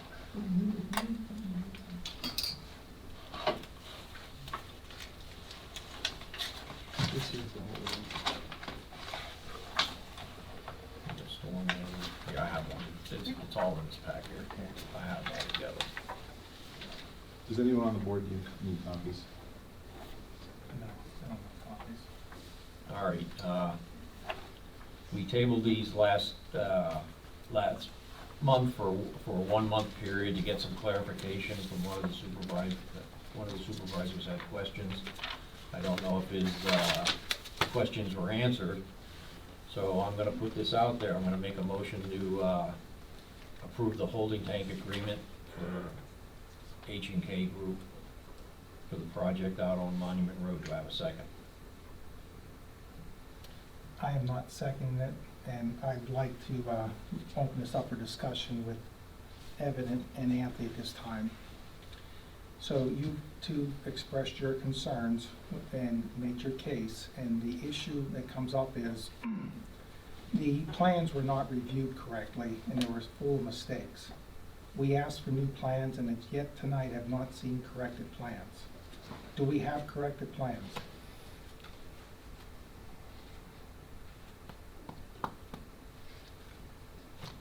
I'm not sure what mistakes there are in any plans. We You're not aware of received, any mistakes? we received comment letters from your consultants, which we fully addressed and resubmitted. Right, I Yep. thought you were bringing plans tonight. I have the plans we discussed. You asked for the well to get shown on the lighting plan. Those are here in the box with me. I have 7 sets. They've been signed by myself, and they've been signed by the The full landowner. set of plans, right? Yes, if you want to, I can give them to you right now. I think that's what. we received. Yeah, we've been asking for the plans, yes. Evan, if you want to roll out two Sure. items to look at, please. Be happy to.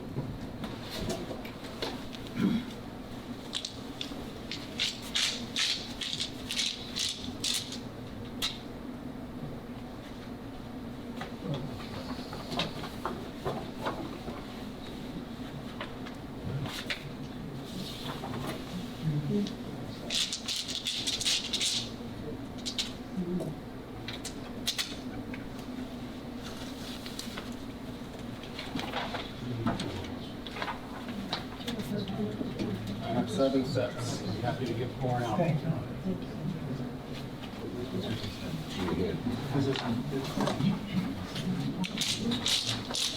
Do you want to let them know where they all went before? Yeah, I thought you had briefed them on that, but I'm sorry for the miscommunication.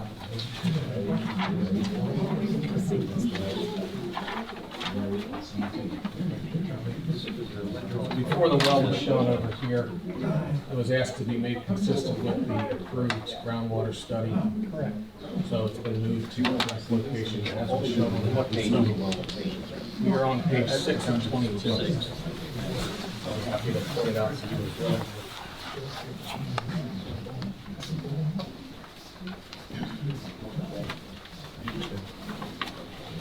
So before there was a well shown over here, there's an existing well that we were going to use. We're showing this as proposed well, consistent with the water resource study that was submitted and approved.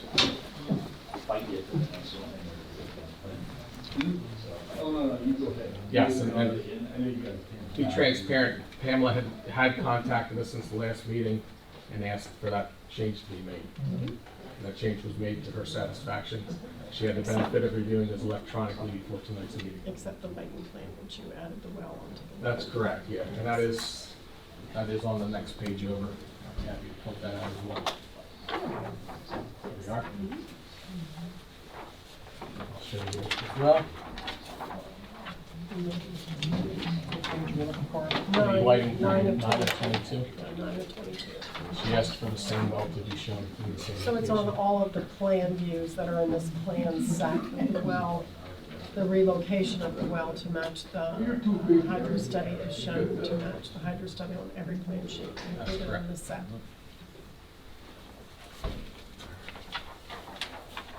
Same well symbol.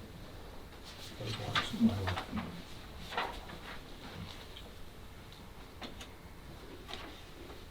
Is there a requirement how close the well can be to the septic holding tank? There is 50 feet. Is that what it is? It's a little more than 50 feet. Here's the holding tank, here's the well over here. So where's the scale on here? It's, 1 inch 1 equals inch is 40 40 feet, so feet. you're about 3 inches away, maybe. Okay. So you're about 120 feet I away. think that's a fair assessment.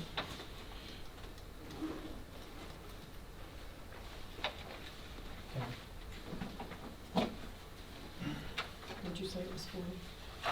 Yeah, it's a 40 scale plane. Oh, yeah. I'm an engineer, I really don't care about scaling. I do too, but I'm afraid it's in my pickup truck right now.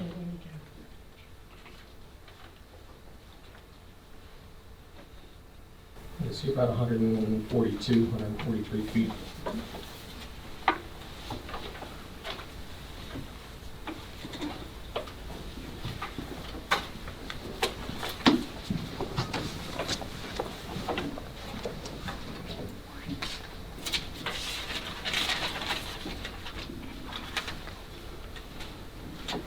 I want to read something that was recorded in the minutes, okay, on September 13th of 2023 to you. Okay. In the minutes, it states there are outstanding issues as described by Great Valley Consultant, plus the need for the applicant to have a study done because increased traffic at the intersection of Old Route 22 and Monument Road. That's the concern the public has brought up here over and over to us about having a study done. And my question is, if H&K has their own engineering firm, why can't we all come to a compromise and agree to get this project moved along and passed by having a simple road, a traffic study for sight distances? I mean, if it comes down to it, if you determine it's not safe, put a blinking light back toward Hamburg for the eastbound traffic, warning that there's possible trucks or something there, instead of just saying, we're not doing anything. That's what we're gonna have to do to come to an agreement here tonight. To move this forward, I can stand in my corner and say no, you can stand in your corner and say no. It's not gonna go anywhere. We need to compromise to have some of these things done that the public's asking for. Would you like to respond to that, or would you like me to respond? You can respond. A traffic impact study was not required by your ordinance. Furthermore, Monument Road and Old Route 22 are PennDOT roads. They require PennDOT permits and PennDOT to review the traffic. We went through that process with PennDOT. We hired a traffic sub-consultant to put together a scoping application, similar to the scoping application that was discussed in your engineer's report for another project. PennDOT came out and looked and determined the traffic impact study was not required per their standards either.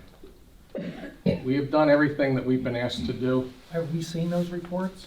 If these studies been done you're talking about, no one has seen those We reports. did not do a traffic impact study, we did a scoping application. So do you have a response to that application? Yes, it was said after the scoping application was submitted, a traffic impact study was not warranted. Township was copied on that correspondence. Have we seen that, Pamela? That would have been something that Great Valley would have seen. Well, that was probably done During in the PC. 2023. When was that scoping application?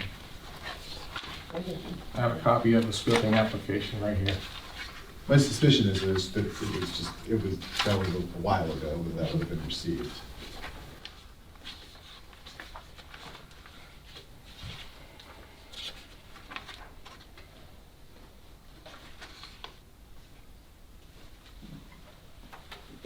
I don't see the specific date. But here's a copy of the form. I'd like to retain this though because it does have my personal notes on it as well. Yeah, that's fine. Now, is this for the HOP for the driveway, or did it also include the intersection of the Monument and Old 22? Well, when a scoping application is submitted for a driveway in a specific location, PennDOT considers what the use is going to be, in this case, a concrete plant. And they look at the general area and determine from that if there's any improvements that are needed or if a traffic impact study needs to be done. PennDOT declined on both counts. The permit process moved forward and we were awarded a driveway permit application. And this was created on August 23rd of 2023, so I would imagine that any correspondence would have been received somewhere after, I don't know how long it takes for them to review it, but 30 to 60 days. so sometime in the fall of 2023, I would imagine that's when the letter would have been issued.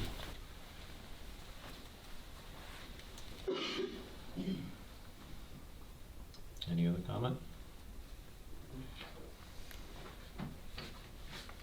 All right, I'll make the motion again that we adopt the holding tank maintenance agreement. We're not there yet, Dave, okay? We're not there yet. Well, you're talking about a different issue. I mean, what's the holdup with doing these agreements? If you have another grievance with them, at least this stuff is taken care of. We're not, some of these concerns need to be addressed before we give final approval to this thing, okay? That's what I'm saying. Concerns were addressed when we were in here with the plans under consideration. We've moved past that at this point. This board voted to preliminary and final approve the plans. You gave us a condition letter that said that we need to now have agreements to support development of the property. So The time to question traffic, the time to question water resource impact studies is over. It's closed. It's done. Who's liable? if we run out of well water, are you liable?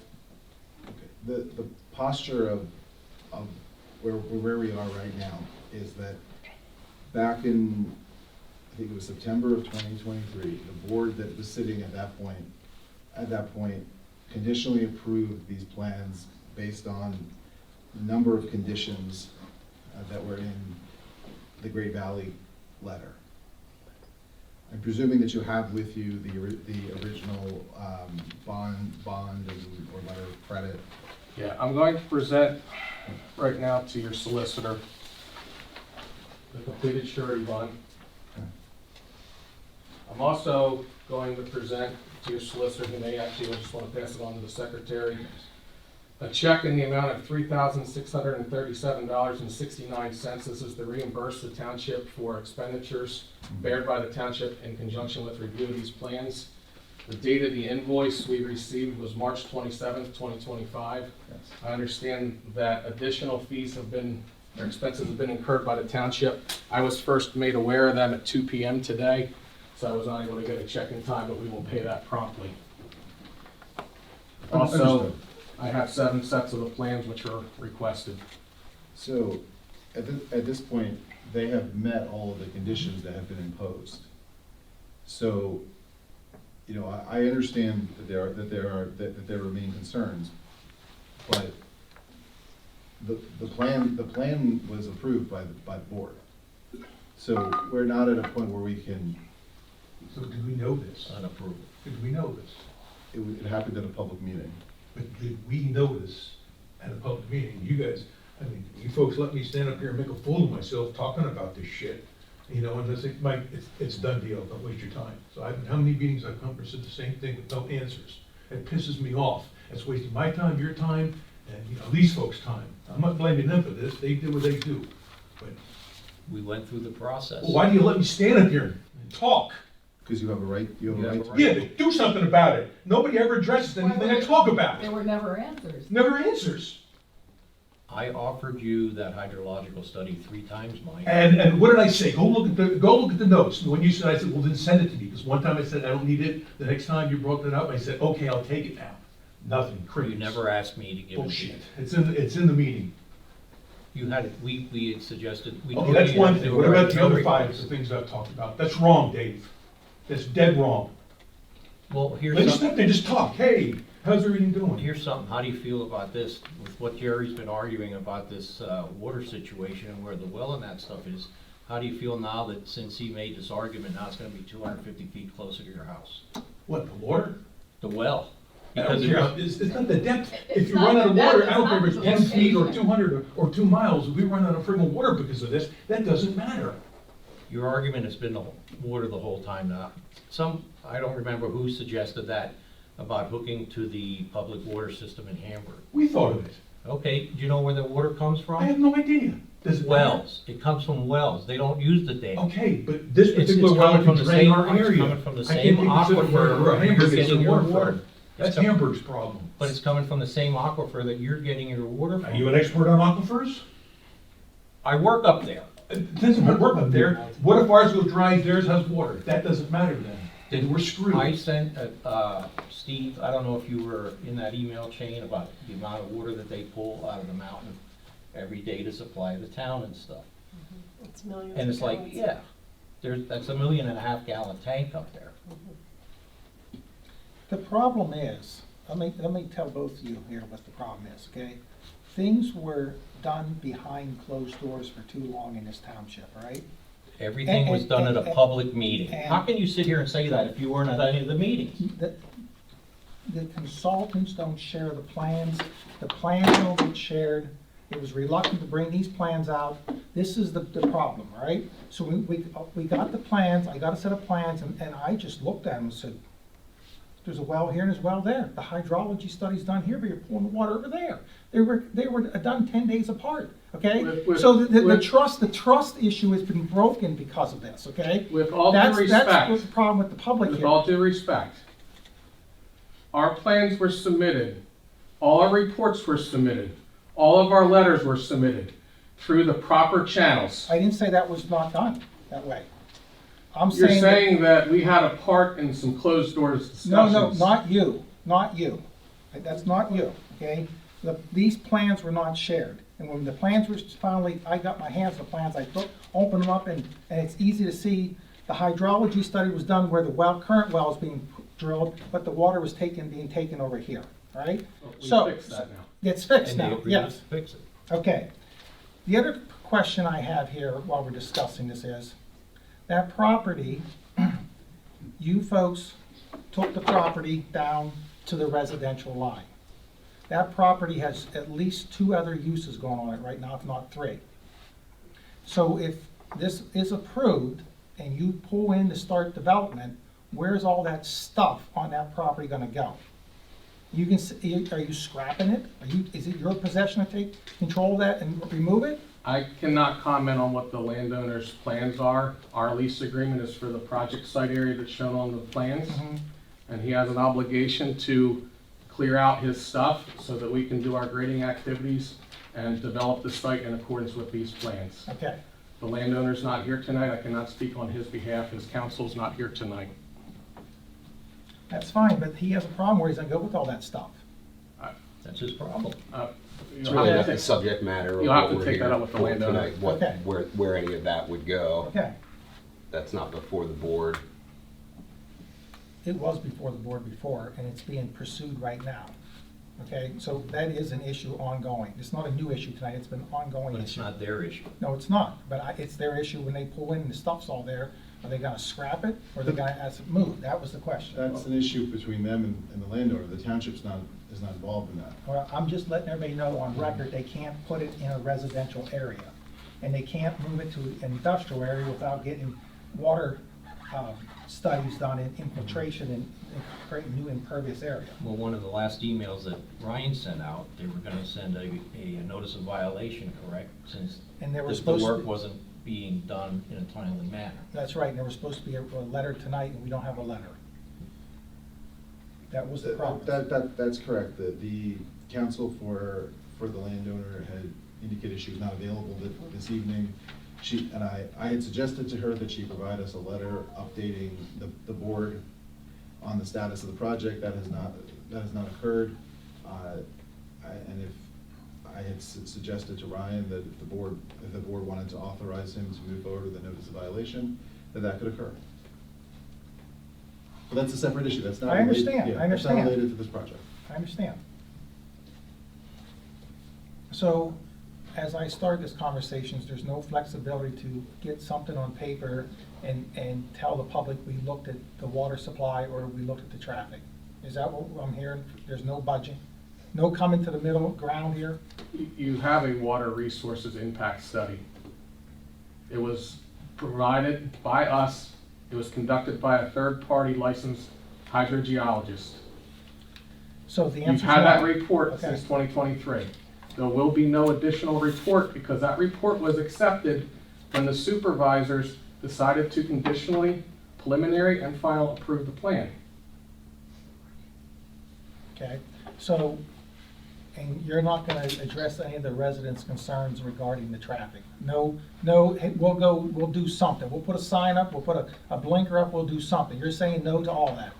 I cannot, H&K cannot install traffic control devices in a public right-of-way Okay. that's maintained by PennDOT. So you're not willing to do anything? You won't have your engineers go out and look at it and write a report?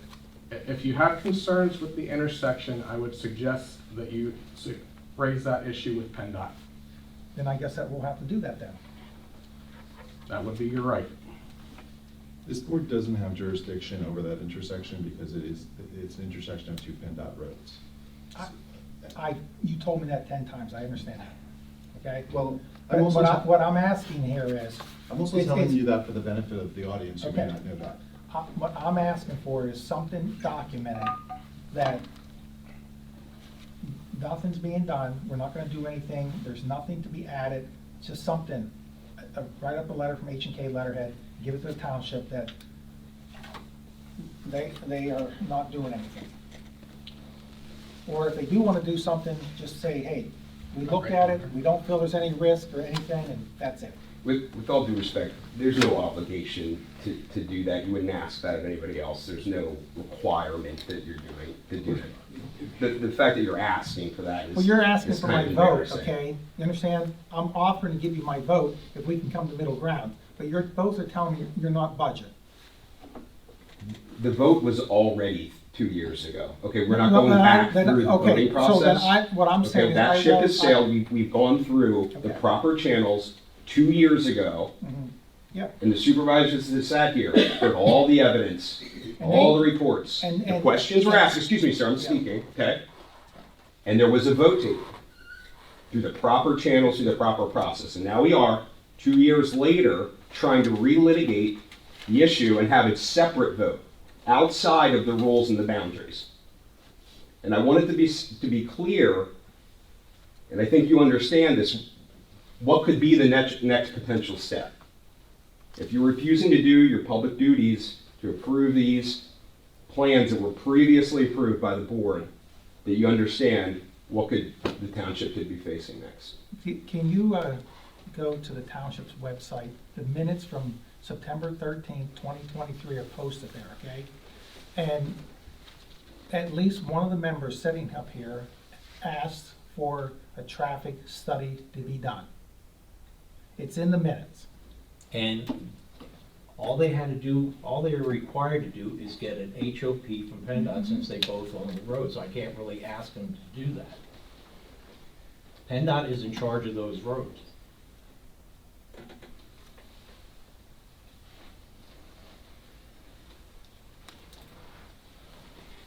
Do any of the supervisors benefit if this is passed? Who's speaking? This is Christina McLaughlin. Do any of the supervisors benefit if this is passed through? So, Christina, I don't know that any of the supervisors directly benefit, but Mr. Long has abstained from this process from the beginning. I believe that under the Ethics Act, he's required to file a memorandum of his abstention, which he has. You can't see it, but he's holding it in his hand, or maybe you can see it. He's holding it in his hand that's been done because his wife is a partner in Kaufman Roush Farm, and his brother-in-law is the owner of Furnace Stream Farm, so he is not participating in this, and so we are at this point we're essentially operating with two supervisors, which is where some of the we have one supervisor who is making the motion, but because Mr. Long has abstained and can't participate, there has not been a second because Mr. Davis still has questions. Thank you for that clarification. And if, I mean, if their solicitor wants, I believe it was their solicitor, I can't see who it is. Yes. If he wants to say, then you know what the next step is. And, you know, we have 2 supervisors right now that can't agree, and the township residents have substantial concerns, then what's the next step? Somebody is gonna sue the other one, they're gonna sue the township, then we see them in court and we fight it, or what? So the Ethics Act provides, you know, there's 2 things I want to tell you. The first is that the Ethics Act provides that if there is a motion on the table, so if it were to be it would be seconded and it was a 1-to-1 vote, Mr. Long can then vote to break that tie. He does not want to do that. He has told me he does not want to do that. He wants to abstain and not be a part of this. If the township is essentially at an impasse, and you know, and my concern at this point is, this is a plan that has been conditionally approved and all the conditions have been met. That I think that that what Mr. Bottenfield, correct?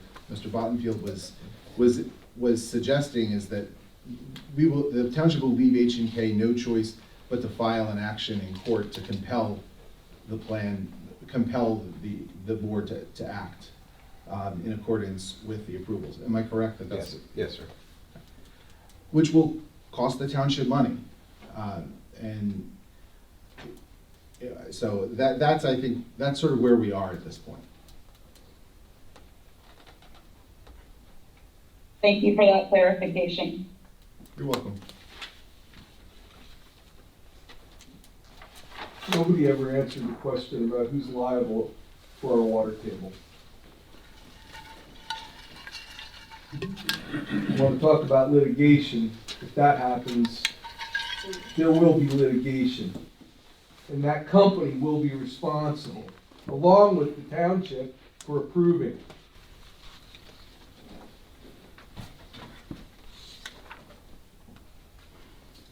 Okay, for the 3rd time, I'll make a motion that we adopt the holding tank maintenance agreement for H&K. Do I have a second?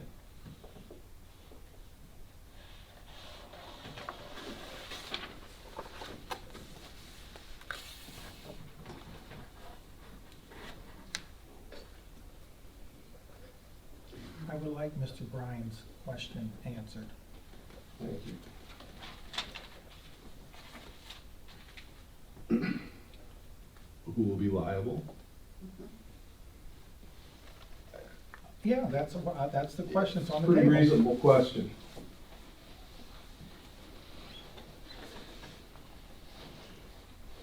In the event, I mean, water is a natural resource.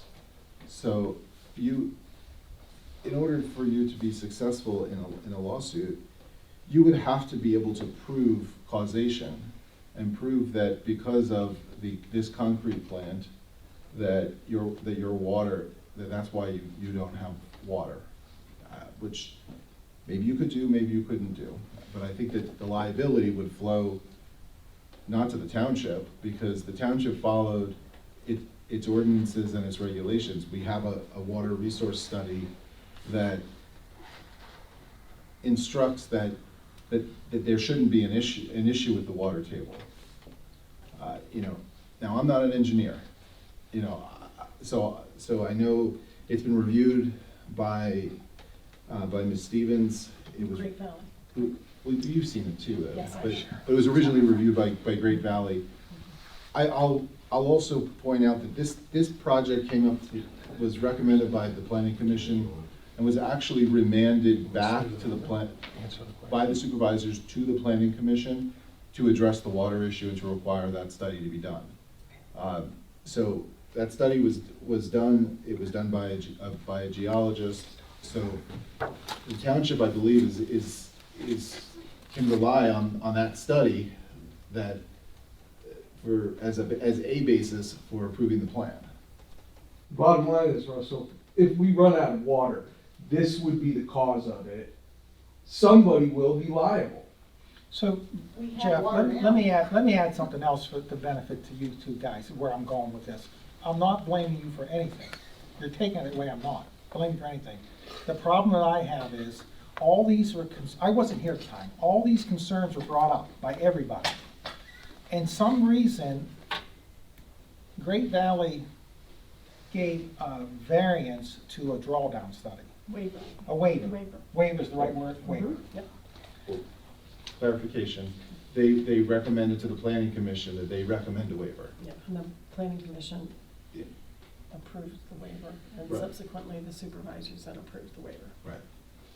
Meanwhile, everybody's complaining about the potential water loss, the waiver was granted. See, that's what, it doesn't add up in my mind, okay? It doesn't add up. May I speak for a second? Sure. I just got permission from my counsel to share something. And this is tied to the justification for why the waiver was granted. I saw it being passed around up there, the hydrogeologic study. It's bearing the seal of Val Britton, who's not here, but he was our third-party hydrogeologist. I'm going to read an excerpt from that study that hopefully will address some of your questions. Not that we're obligated to answer any questions, but I want to try and move beyond this. So that study, which I'm going to, actually maybe for transparency, I'll read directly from that document so you know that I'm reading from what's actually on the record. So this is called the Water Resource Study for Ron's Construction Materials Company, Hamburg, Windsor Township, Berks County, Pennsylvania. It was prepared by the V.F. Britton Group, specifically Val F. Britton, who's a licensed hydrogeologist practicing in the state of Pennsylvania, the Commonwealth of Pennsylvania. This report was done in January 23rd, 2023. It was submitted to the township. It was accepted by the township. No comments were received, so therefore it has remained unrevised.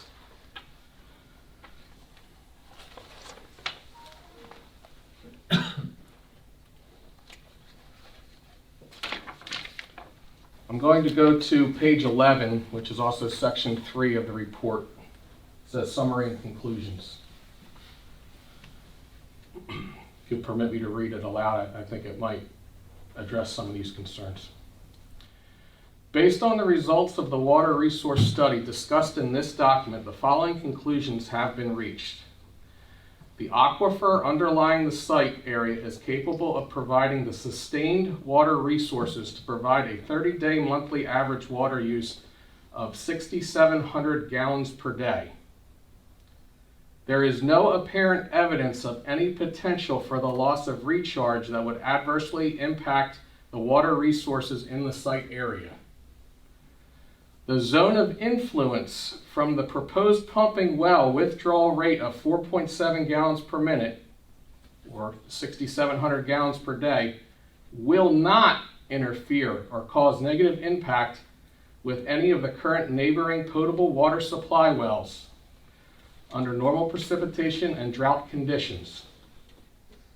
The proposed well withdrawal of 4.7 gallons per minute, again, 6,700 gallons per day, will not result in an adverse flow loss to the tributary of the Schuylkill River located on the east of the site area. There are no anticipated water quality impacts that will result from the proposed pumping well withdrawal rate of 4.7 gallons per minute, again 6,700 gallons per day. It was for those reasons that the report ended and we got the waiver for the pumping test, because the pumping test would not show anything different other than what was already concluded in this report. I understand your concern about the water loss and about potential quality issues. We've addressed that in our report. We didn't do it ourselves. We hired a neutral third party to analyze it. Wasn't there a mention about 10,000 gallons of water, between 6 and 10? So the meter's gonna cut off at 6 that day, right? So that it can't go any We further. said there can be up to a maximum of 10,000 gallons per day. When you average that out, because the concrete plant is not going to operate every day of the month. So we have to base it on a working average. So when you take that 10,000 gallons average for the days off in a month, it comes to be about 6,700 gallons per day. When the scientists or the hydrogeologists do their reports, they have to work around or analyze based around an average. So, and he explains that earlier in his report, how he got from the 10,000 gallons per day to a 30-day average of 6,700 gallons per day. And again, that was reviewed by the township consultants. In January, before there were 2 seasons of drought. Just throwing it out there. This considered drought conditions. I said that was the 3rd bullet point.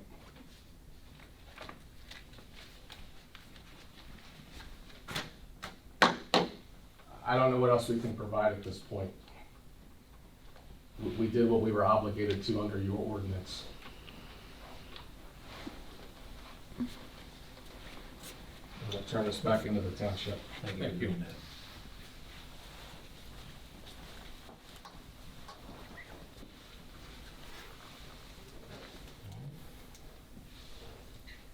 For the 4th time, I'm going to make a motion that we adopt the holding tank maintenance agreement.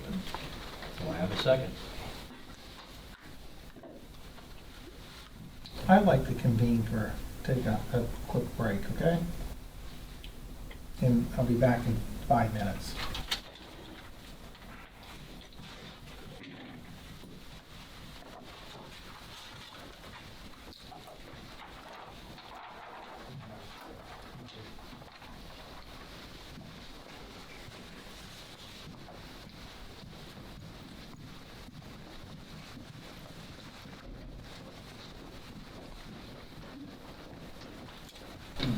Hey, Josh, you got a minute?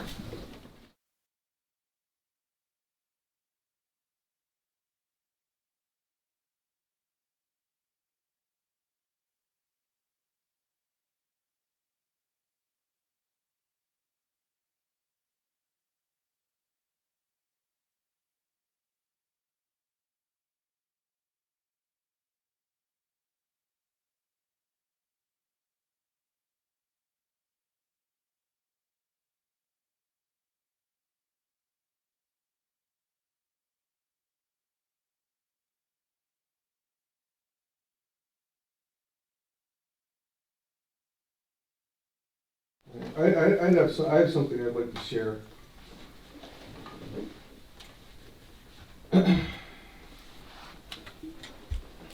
First, I'm going to read from the minutes from September 13th, 2023.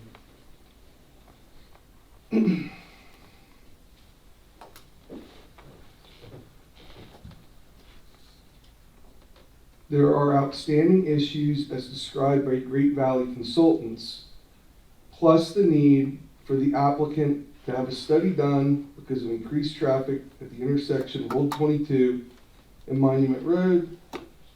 Both of these roads are state roads. Then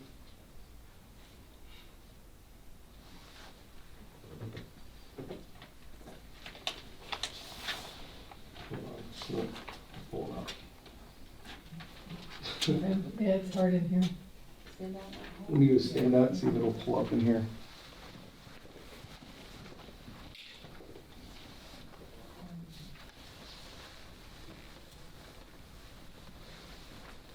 That worked.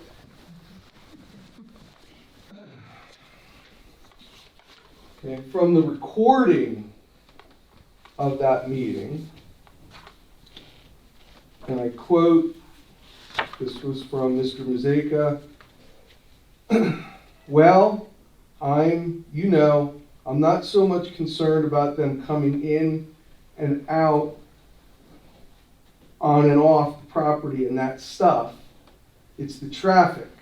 What's going to happen at Old 22 and Monument Road? Because if you look to the east or to the west, then it was inaudible, times of the day, you can only see 300 yards maybe. Do you see that as being an issue? And then later, Mr. Mazaika stated, yeah, I think it should absolutely be done, because you're talking not just dump trucks, you're talking tractor trailers of cement, end quote. I just wanted to share that. And you heard tonight that PennDOT did the But this is what you're assessment. requesting. That PennDOT did the assessment of the traffic. And we have to go, it's their roads, we have to go with what their recommendations are.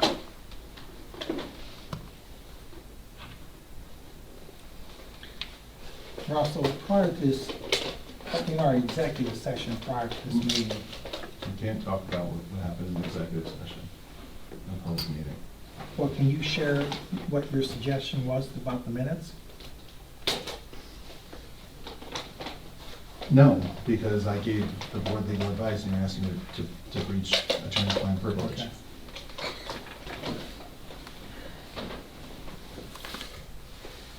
All right. For the fifth time, I'm going to make the motion that we adopt a holding tank maintenance agreement for H&K. Do I have a second? I'm gonna let you guys sign the forms, but I'm not gonna have the blood on my hands if something happens. Okay, so do what you wanna do. Well, I'll need a second. I'm telling you, I let you do what you wanna do. That's your second, I'll let you do it. So you're seconding it. I'm going to let you do what you wanna do. But if someone's hurt there and nobody wants to take responsibility, it's not gonna be on my conscience. Is that considered a second? He said he seconded. All right, all in favor say aye. Aye. I said I'll give you permission to do it. Are you voting in favor of adopting the holding tank maintenance agreement? With the caveat I gave, yes. Okay, so the vote is 2 in favor and 0 opposed.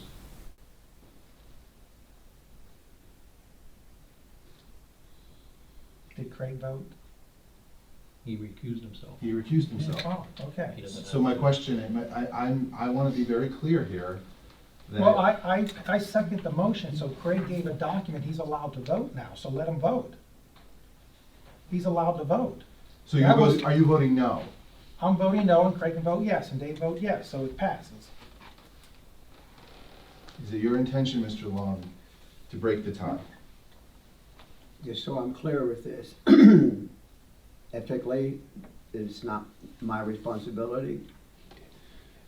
So, the Ethics Act says in the case of a 3-member governing body of a political subdivision, which this is, where one member has abstained from voting as a result of a conflict of interest, and the remaining 2 members of the governing body have cast opposing votes, which has now happened, the member who has abstained shall be permitted to vote to break the tie vote if disclosure is made as otherwise provided herein.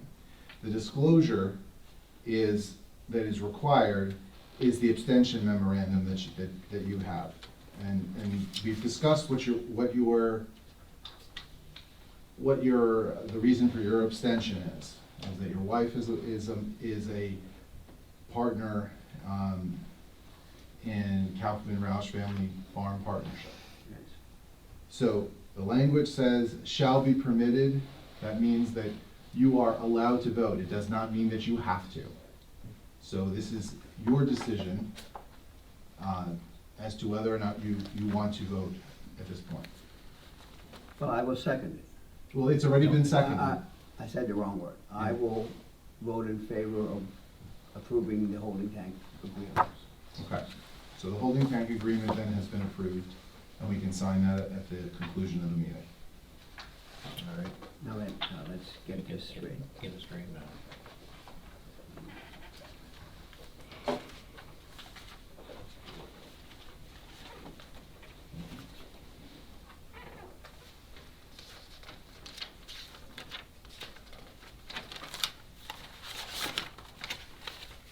Okay, you made the motion. I made the motion, Jerry second.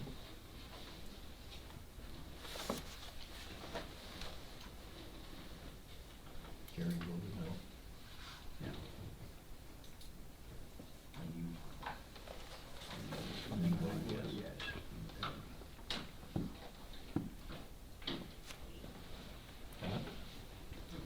All right, I'd like to make the motion that we do the stormwater control and best management practice agreement with H&K. Do I have a second? I will second it based on the same statement I made in the last motion. Okay, all in favor, say aye. Aye. I'm You opposed. can vote, you can vote aye. He's He- opposed. He's, The same thing, Aye, same okay. thing. Aye. All right, the ayes have it.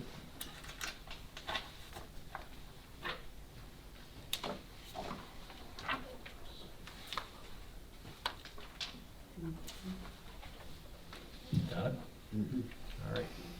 I'd like to make a motion that we approve the land development improvements, installation and maintenance security agreement with H&K Group. Do I have a second? I second it with the same concerns. Okay. All in favor, say aye. Aye. Aye. Opposed? The ayes have it.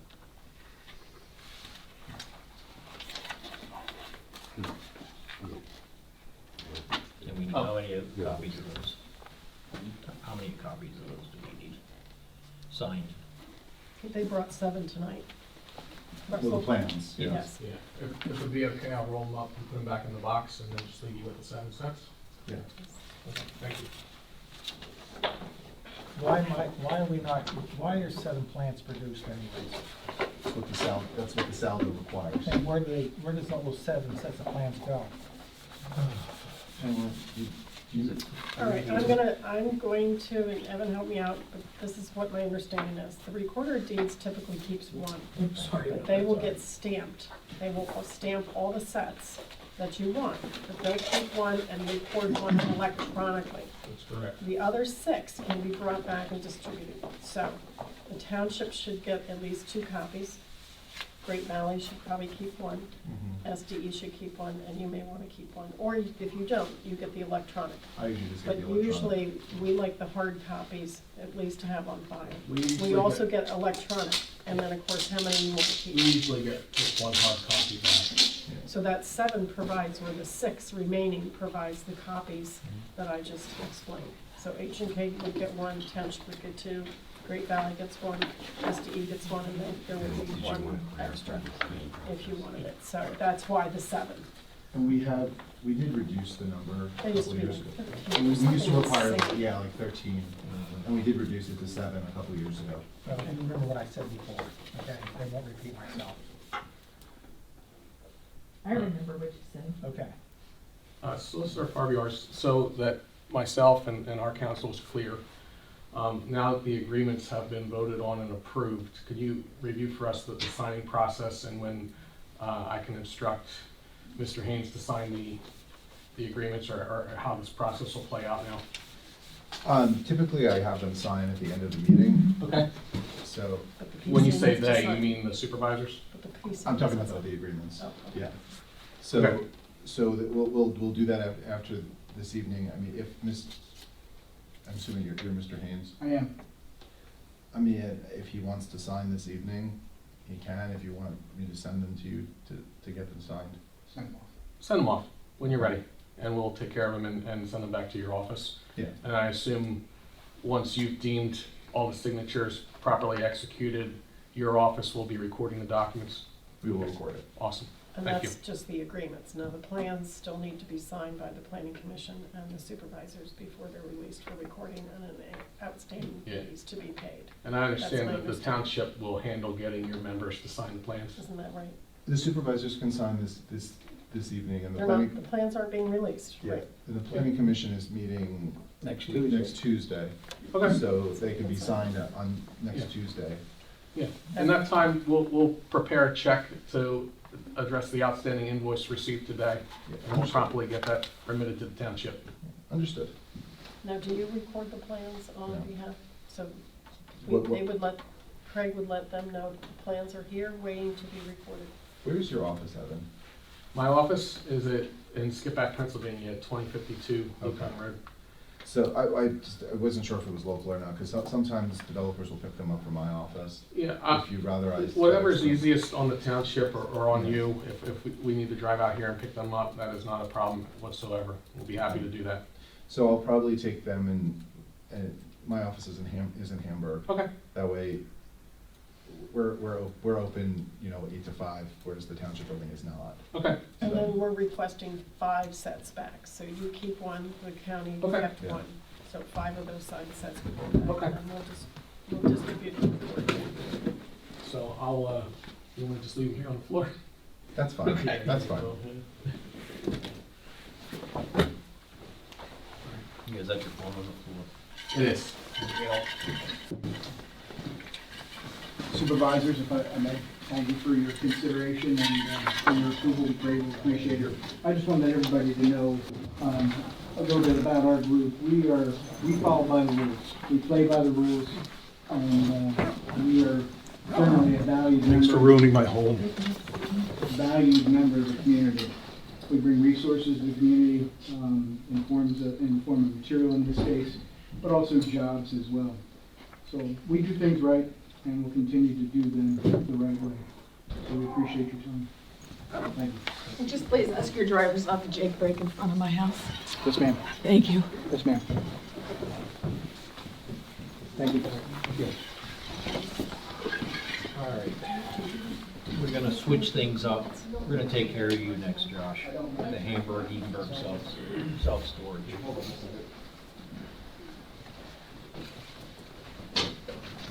Thanks for being patient. You picked the right meeting. Yeah, this is entertaining. All right, so I have 2 giant sets here, which I don't think we really need to open. Here's a smaller version. Oh, perfect. Thank you, Josh. Is this what your engineer emailed out? Yes. Yep, same thing. So you've already seen Josh, it. Josh, that's what needs to happen, okay? I mean, That's the complaint that's going over his head. right. I mean, it's, The plans are not sure. If you know that, and we both know that, we can argue on that. What's the matter here? Nothing. It's bullshit. What's the matter? You said you don't have the plans, you never asked for them. You want to come to the planning commission meetings, then you see them. If you would ask me for the plans, they'd be readily available. So don't look at anyone else. You're the person. You don't ask for them. I'm asking now going forward, that everybody gets copy of the plans, okay? You get that? Is that But make sense? you're making an accusation that stuff is just happening behind closed doors, and that's offensive. all right, so for those of you who are left, Josh Yupa with Hamburg Self-Storage, just so everybody's clear, you can't see this from Old 22 or 78. So Hamburg Self-Storage is in Edenburg Industrial Park, saddled between the Sheet Metal Workers Union and Heidelberg Cement Bagging Plant. So we have an approved plan already with the township for an 8,700 square foot addition to an 11,000 square foot existing facility that's already storage. So now that we have an approved plan, I went to a builder, and like everybody else here, costs are through the roof. And right now, my piggy bank doesn't have enough money in it to build this entire facility. So when I started this process, my engineer advised me to basically put in the land development plan everything that I thought I'd want to do in the up and coming future. And so I made a plan. Up that would encompass everything. After talking to the builder about what this cost would be, I determined that it would only make sense right now to do a very small piece. So 8,800 square feet is the addition.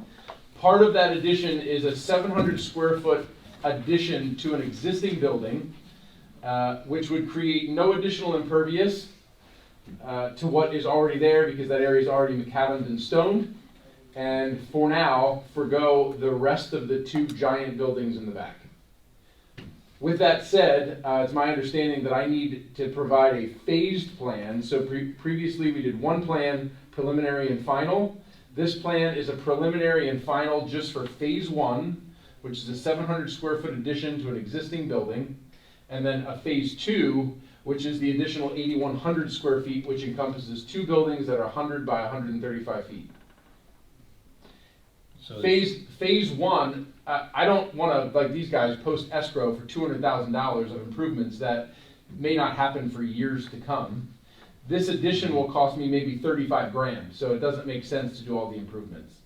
I don't know if this is feasible, but I'm going to bring it up, and Pam, you might know the answer to this. In section 705.1, in the township's ordinance, under non-conforming uses of structures or buildings, 705.1 says, a non-conforming use, which this technically is a conforming use in that district, however, because it doesn't have a fence, it's non-conforming. A non-conforming use may be extended throughout any part of an existing structure or building, or a new extension may be constructed, provided that any structural alterations, extensions, or additions shall comply with all provisions of this ordinance with respect to height, it does, area, it does, width, it does, yard, it does, and coverage requirements, it does, for the zoning district in which the structure or building is located. However, such extension of a non-conforming use shall not exceed 50% of the gross floor area occupied by said non-conforming use at the time such non-conforming use became non-conforming. So, with that said, Pam, I don't know if you want to read it here. Pamela. Oh, sorry, Pamela. It's okay. No, Russell and I did talk about this on the phone, and what he's talking about is the fence. That's what he's discussing. Right. Whether or not the fence qualifies to be part of that non-conforming building scenario where the fence is not required until phase 2. Correct. So all he's doing is he's taking the existing building and lengthening it to match the other buildings in the front, and also the same length will match phase 2 buildings in the future. Correct. So the other thing we looked at is that when you phase things, you get 5 years. Yeah. From approval. Right. So, but you need to keep track of that Correct. clock so that you're protected. Yeah. So phase 2 is only approved as a preliminary. Correct. Okay. Phase 1 is approved as a preliminary final. Yes. You're going to track phase 2, so within 5 years, you do something, or if it comes up still financially in the 5th year, you can request an extension. Yep. But it would have to be voted on by the board at the time. Yes. Okay? So I just want to make sure Yeah. you understand the That's timeline and all my the my situations. understanding was if this wasn't approved, I would basically have 5 years to build the whole thing or don't build it at all. Right, so you're trying to just do phase That 1. addition for now. And it's, the plan was conditionally approved, so does he need to withdraw that, or with this presentation? Do you see what I'm saying? Or there's a procedure, I just want to make sure Russell is guiding us to follow the right procedure, because it was conditionally approved. Just so everyone's on the same page, the caveat is when this facility was built, it still meets every requirement except it's not fenced. Correct. So I want to put that small addition on, and I don't want to put a $100,000 fence around my facility for that 700 square foot addition, because it doesn't make sense to add the 700 square feet. So, at the end of 5 years, how long is the extension good for? Every year. Oh, you have to do it every year? Yeah, you have You to could do do it, it on, you pretty could do much it for a you can do long it, time? yeah, you can do it for a long Okay, time. okay. We've had that, again. I'm not saying, I'm just No, I'm asking. just saying the duress and the hardship for a lot of the people that we've been seeing is the financial. Mm-hmm. And so the supervisors are like, yes, we'll give you another extension, but they also run the risk of the zoning issue, so that the 5 years, if you make a major zoning change, still could be open to the potential for the plans not to meet the new Right. zoning. So that's all, Yeah. we just wanna make sure you come in, if that happens, you have to So, come in for just extensions. theoretically, if I would come in 5 years and something has changed about the self-storage ordinance, am I able to just update the plan and then get an extension, or do we need to go through a full resubmittal process? If you come in within the, and Russell's gonna also comment, but within the 5-year period, you're coming in and you're asking for an extension with the preliminary plan as presented before the zoning's changed. You're saying you're holding the zoning because you're allowed up to the 5 years. Yeah. And they give you that extension, your zoning is still held. Okay. Okay. It's if you don't do it in time. Right. Yeah. If you don't do it in time, and that's why I'm saying to you, keep that Yeah, yeah. clock in mind. Okay. Yeah. Okay? I mean, the other piece of this, just so we're all on the same page, is right now, Hamburg's total square footage of storage might be 40,000 square feet, maybe 50,000. You guys have seen, and I have seen, the proposed 60,000 square foot facility. I don't want to build, another 8,000 square feet and be in competition with somebody that's bigger than all storage in the entire zip code currently, and I think we're going to be oversaturated. So that's the other piece of this. If that wasn't happening, I might, sell something to build it. But for now, And what you read about the nonconformity is exactly what Russell and I discussed. That Okay. that's where it's the, I'll call it the out for not installing the fence. As long as we all interpret, all of us interpret it the same way, that it's non-conforming, but it doesn't push it into the next level of of violating the non-conforming language that you just read. Right. Does that make sense? Yes, yep. But you guys have to agree. Now we go back to the plan process. Does he need to withdraw it, or is he just amending?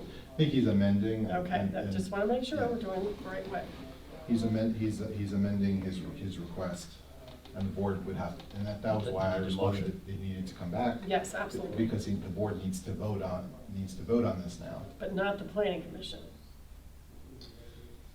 So, just so everybody's on the same Right, page, that's these what I- plans are exactly the same as what has been It's just voted on phasing. by planning Yeah, I know. commission and voted on by you guys. The only thing is there's Just a phasing. grayed out area that says phase two, that's Mhm. it. So, no measurements have changed, nothing else has, The intent of the overall plan is still there. It hasn't changed. You're Correct. just phasing it for Yes. financial reasons. yes. Yeah, I don't think I don't think there's any benefit to sending it back to the planning commission, because nothing has changed, that they've already reviewed. Mhm, exactly. I think it's just a matter of phasing. And So we need to make a motion to, what? to amend your conditional approval and approve the phasing. I think the other conditions remain, because there still will be will there be any improvements on that 35, on that smaller piece that No, would require because the building improvements? the building is not something we would Yeah. post. It's not a public improvement. Right, Yeah. so. Public improvements are more of the paving, the landscaping, the lighting, Yeah, the there's nothing- stormwater. There's nothing that, with this little addition, that would warrant An improvements an agreement. improvements agreement, or stormwater, because the existing, it's being installed on existing surface. Right. So you would need to amend your prior approval and approve the phasing as set forth here. You need to remove the condition that there be an improvements agreement, because we don't need one. Until phase two. Until phase two.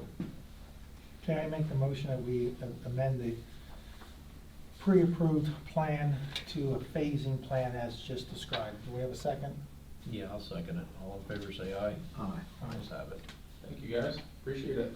That was easier than I expected. We're worn out, okay? Maybe I did come on a good night. So, as far as a planned submittal process, just like they asked, so it's my understanding, and not to belabor this, it's my understanding that if I only came in to do this section, this would have been a building permit, I wouldn't have needed to do any of this stuff. I'm glad that I did, because I have an approved plan that's good for 5 years. But how many plans do I need to submit? Who do I need to submit them to, and when do we sign them? You need 7. Okay? So you don't have. I only have those 2 big sets for now. So the planning commission is gonna need to sign them, so I would bring them, if you can, on Tuesday. Yep. So that they can be signed. The five additional. Yep. Do you want me to leave those here, or should I take those with me? Have you signed them yet? I have not. Then you need to take them with you, because you need to have signed them. I can sign them as the owner when the planning commission signs them at the meeting. You need to sign them as the owner. You're recusing yourself from the Yes. planning commission. You Right. can't sign the Correct. plan on behalf of the township. There's enough members to. Yeah, so I'll get 7 of them that I'll have signed, I'll bring them to the planning commission, and then they'll stay here with Craig, and then at the next supervisor meeting, which will be next month, supervisors can sign them? Is Yes. that- Okay. And good. make sure, though, your engineer, your preparer signs all of this. Yes, yep. Okay, not Yep. just you. Yeah. He has to do his part. I do whatever they tell me to do. Okay, all right. And if you come next month with the plans, just sign in on public comment. We can do that, and then we'll sign them at the end of the meeting, and then you can pick them up at Russell's office. Okay. Because we do that quite often. And That way same- you don't have to sit through the whole Yeah. meeting. You can Same just thing, Get 5 in people. signatures. I was not aware of that trick, but I will keep that in mind. Thank you. It'll save you some time. Josh, if you don't mind, I'm gonna hold on to Yeah, this. yeah, go for it.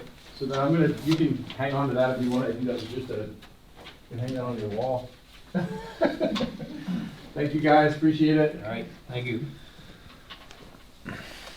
All right, we're gonna go back to the 401 plan. We have 2 applications for the pension plan for Ben. So I received these this evening. So I would request that you table consideration for a month, so I can actually review them and make a recommendation. Because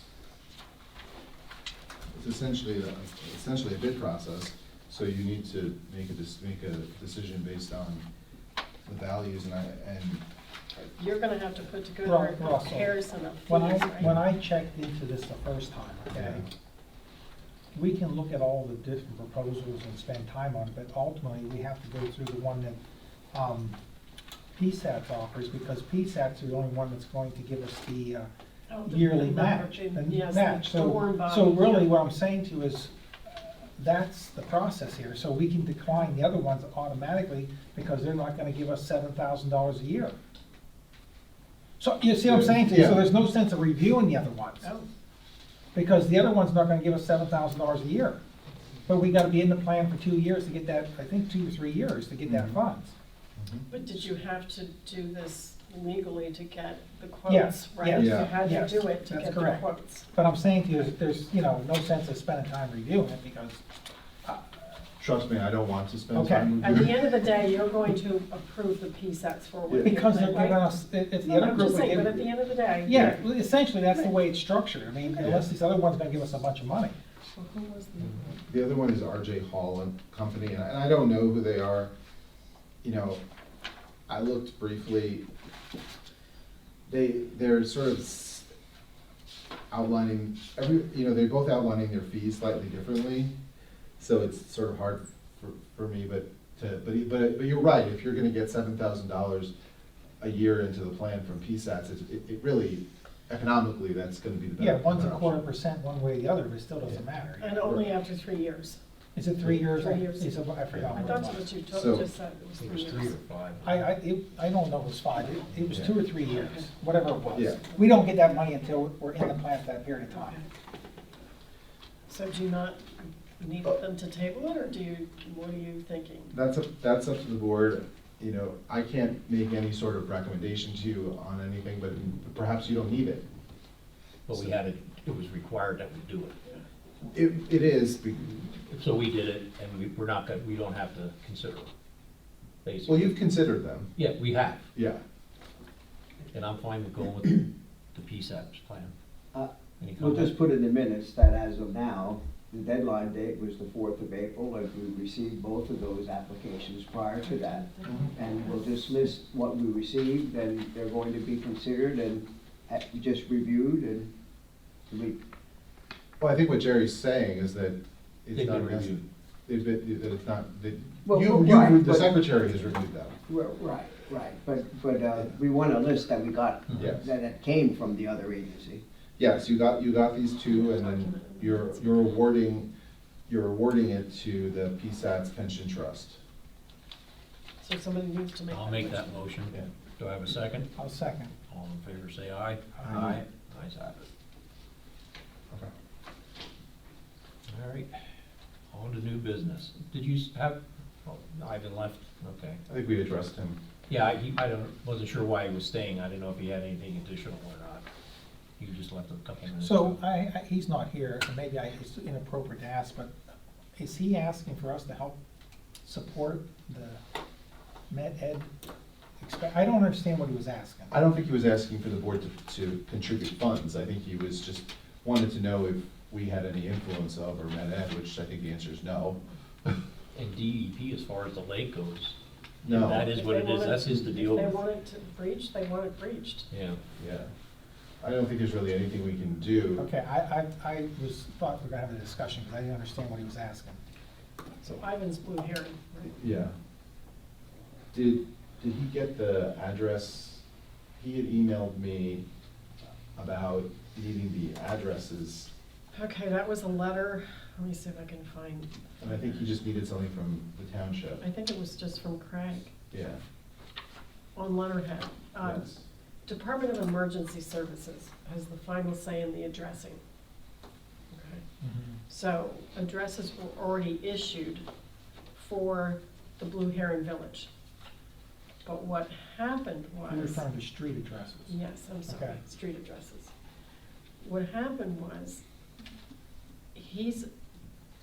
the Berks DES person is looking for the township to, on letterhead, saying yes to the addresses. And we didn't do that yet. And that's where the email was coming in, is can we do this? And our thought process was, well, why not? Because Berks DES is the final say for the addresses. So we can't change street addresses. We support the street addresses, so then, you know, all of the emergency responders have the appropriate, there's no conflicts. That's really what it's about. Okay. And I thought we copied Craig, and it really wasn't an issue for the but just bringing it up. It's just a simple letter where the road names and addresses are put on township letterhead. You don't have that email, do you? I don't, no, I mean, I can pull it, I can find it, but that was really, he just needs something on Township township letterhead.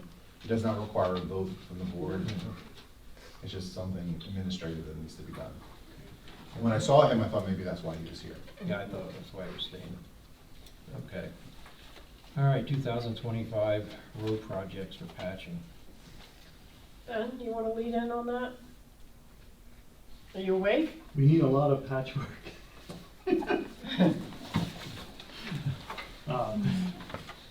Bowlehazer, Crispin, Strasser, and Hawes Hill. I'm gonna call it Hawes Hill because that's the only area that is falling apart, but, there's a lot of areas that the road's breaking up since our road's only 2 inches thick. And it's pretty much, you can tell where the road was widened over the years. Those areas are breaking up. So with the pipe replacements from last year and hopefully the ones this year will address a lot of the water issues. And also with the grading of the shoulders, it'll address that. But because of the pipes not working and not being graded, it's been saturating the road and breaking them up. So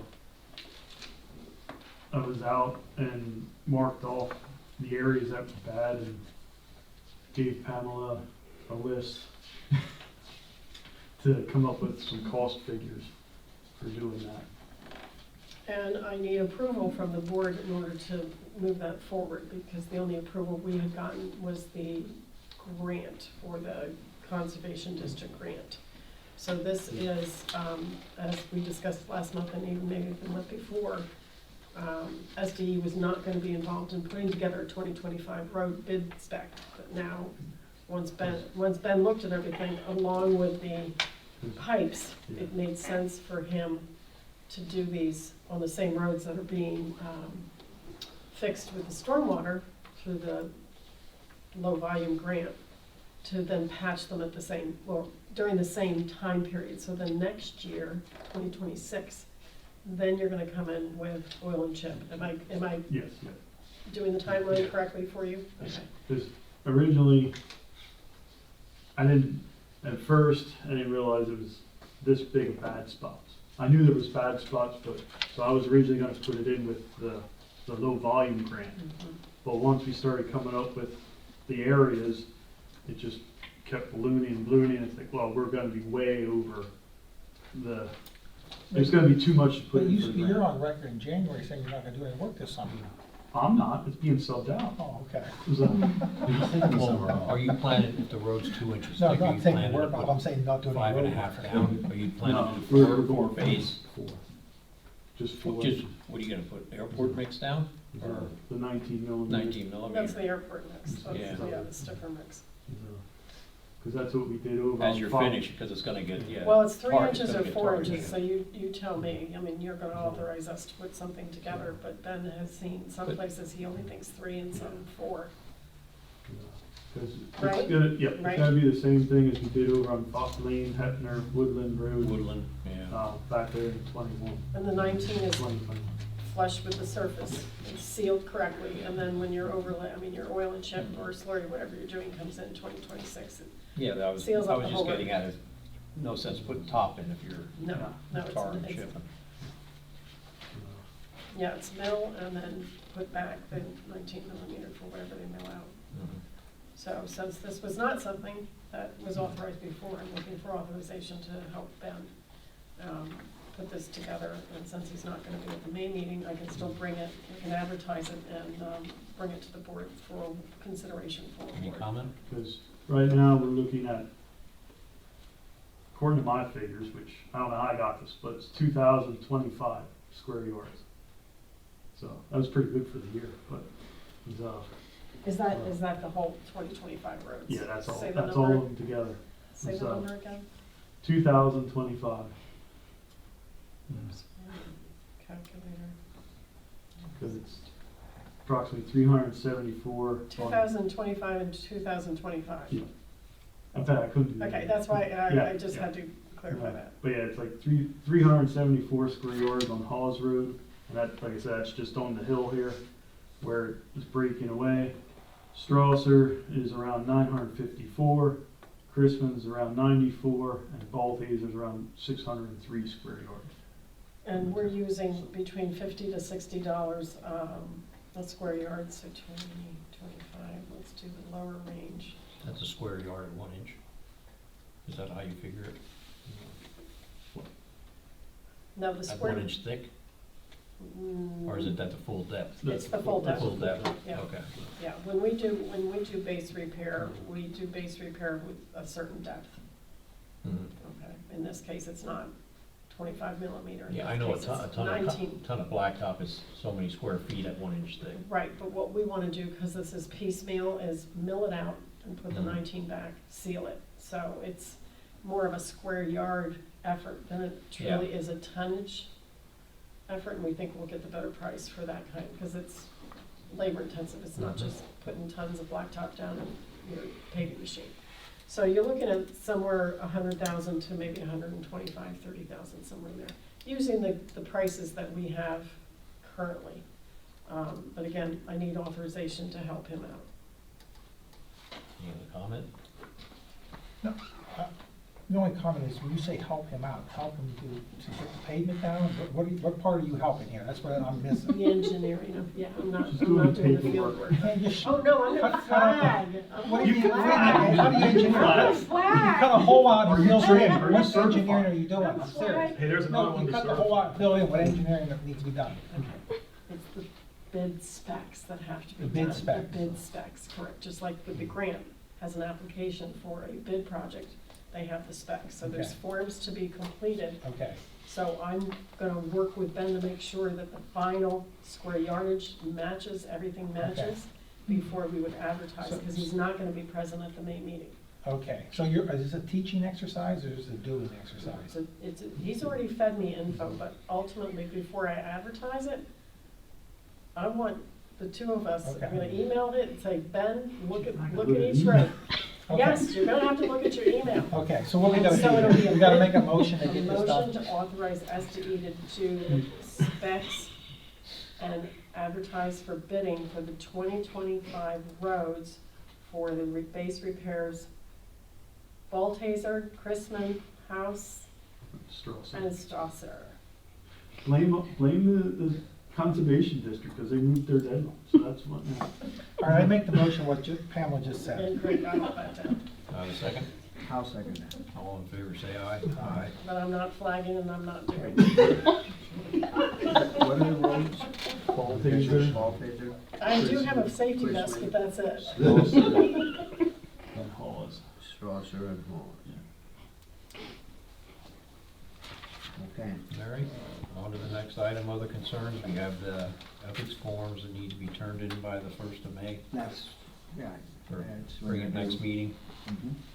All right. All right. Expenditures.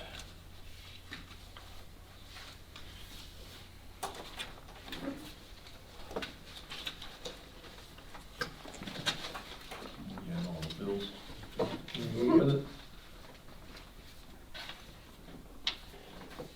You can look them over.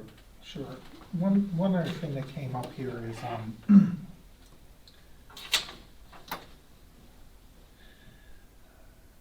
on April 30th, there's a report that has to be filed for the expenditures that we did with the American Rescue funds from last year. Has that been done? It will be done. Oh, you know about it? It was done, we had to do it ever since the conception of the American Rescue Fund. It was always due on the 30th. So this would be the end, so planning obviously to do it by the end. of Okay, April. because I got possession of that note and it says in there if it gets missed, they might call that money back. And then you Okay. had to reimburse, you know, so. Okay. And before we get into expenses, just finish up, I guess this is under old business, but what happened to the salt arrangement? Did we get salt secured from 2 suppliers? No, we have gotten salt now from the county, that's been reordered, but the one for the state, the deadline was there and I tried to go through it and they wouldn't accept it. So at this point, we have salt ordered, but it is just from the county at this point. The same as we always have. Right. So But it's more, it's 500, Yeah, it's, up we to upped it ton. up the tonnage to 5. But we still wanna get put some out for bid, because there's no guarantee you're gonna get that 500, just like this past winter. We'll get it in April, like we did this year. If we have a place to put it, take it. No, but I'm saying, we did get our last 100 Yeah. and stuff now, so, that we ordered in January, we did get it now, so. Okay. It came, 2 weeks ago, well, beginning of April. Well, as long as we have some room for it. the other comment I have is, since the last meeting when that insurance person was here, have not got the quote back for the increase in deductibles, but they did shop same policy with a different provider, and it's over $1,500 less with a different provider. Did you get that? That was a phone call I got here, I believe, on Tuesday. And it's nothing official. It was just giving me an update what's going on. That's all that was. That's why I'm sharing it. But there's no bid back yet with any deductible amounts. This is just saying, if you got what you have now and put it with this other company, it's gonna be over $1,500 less. So there's more to come on that, is all I'm sharing. The other thing, while I have everybody here, pass this around, Pamela, to Russell. And now I lost what happened to it. Thought I had more here. Here they are, I'm sorry. Pass that around, that's the new email address, okay? I printed off that I'm gonna be using going forward, as requested, all of us to do.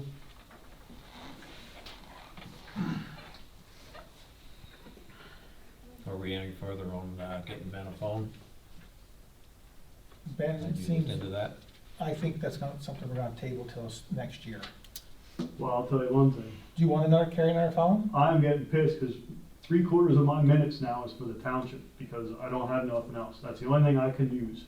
Well, And stuff, and if my thing is more than $30. I didn't mind a couple calls here and there, but Yeah, 30 isn't covering it. this is, 3/4 of my minutes are for township use now. Okay. So, damn right I want a freaking phone. All right.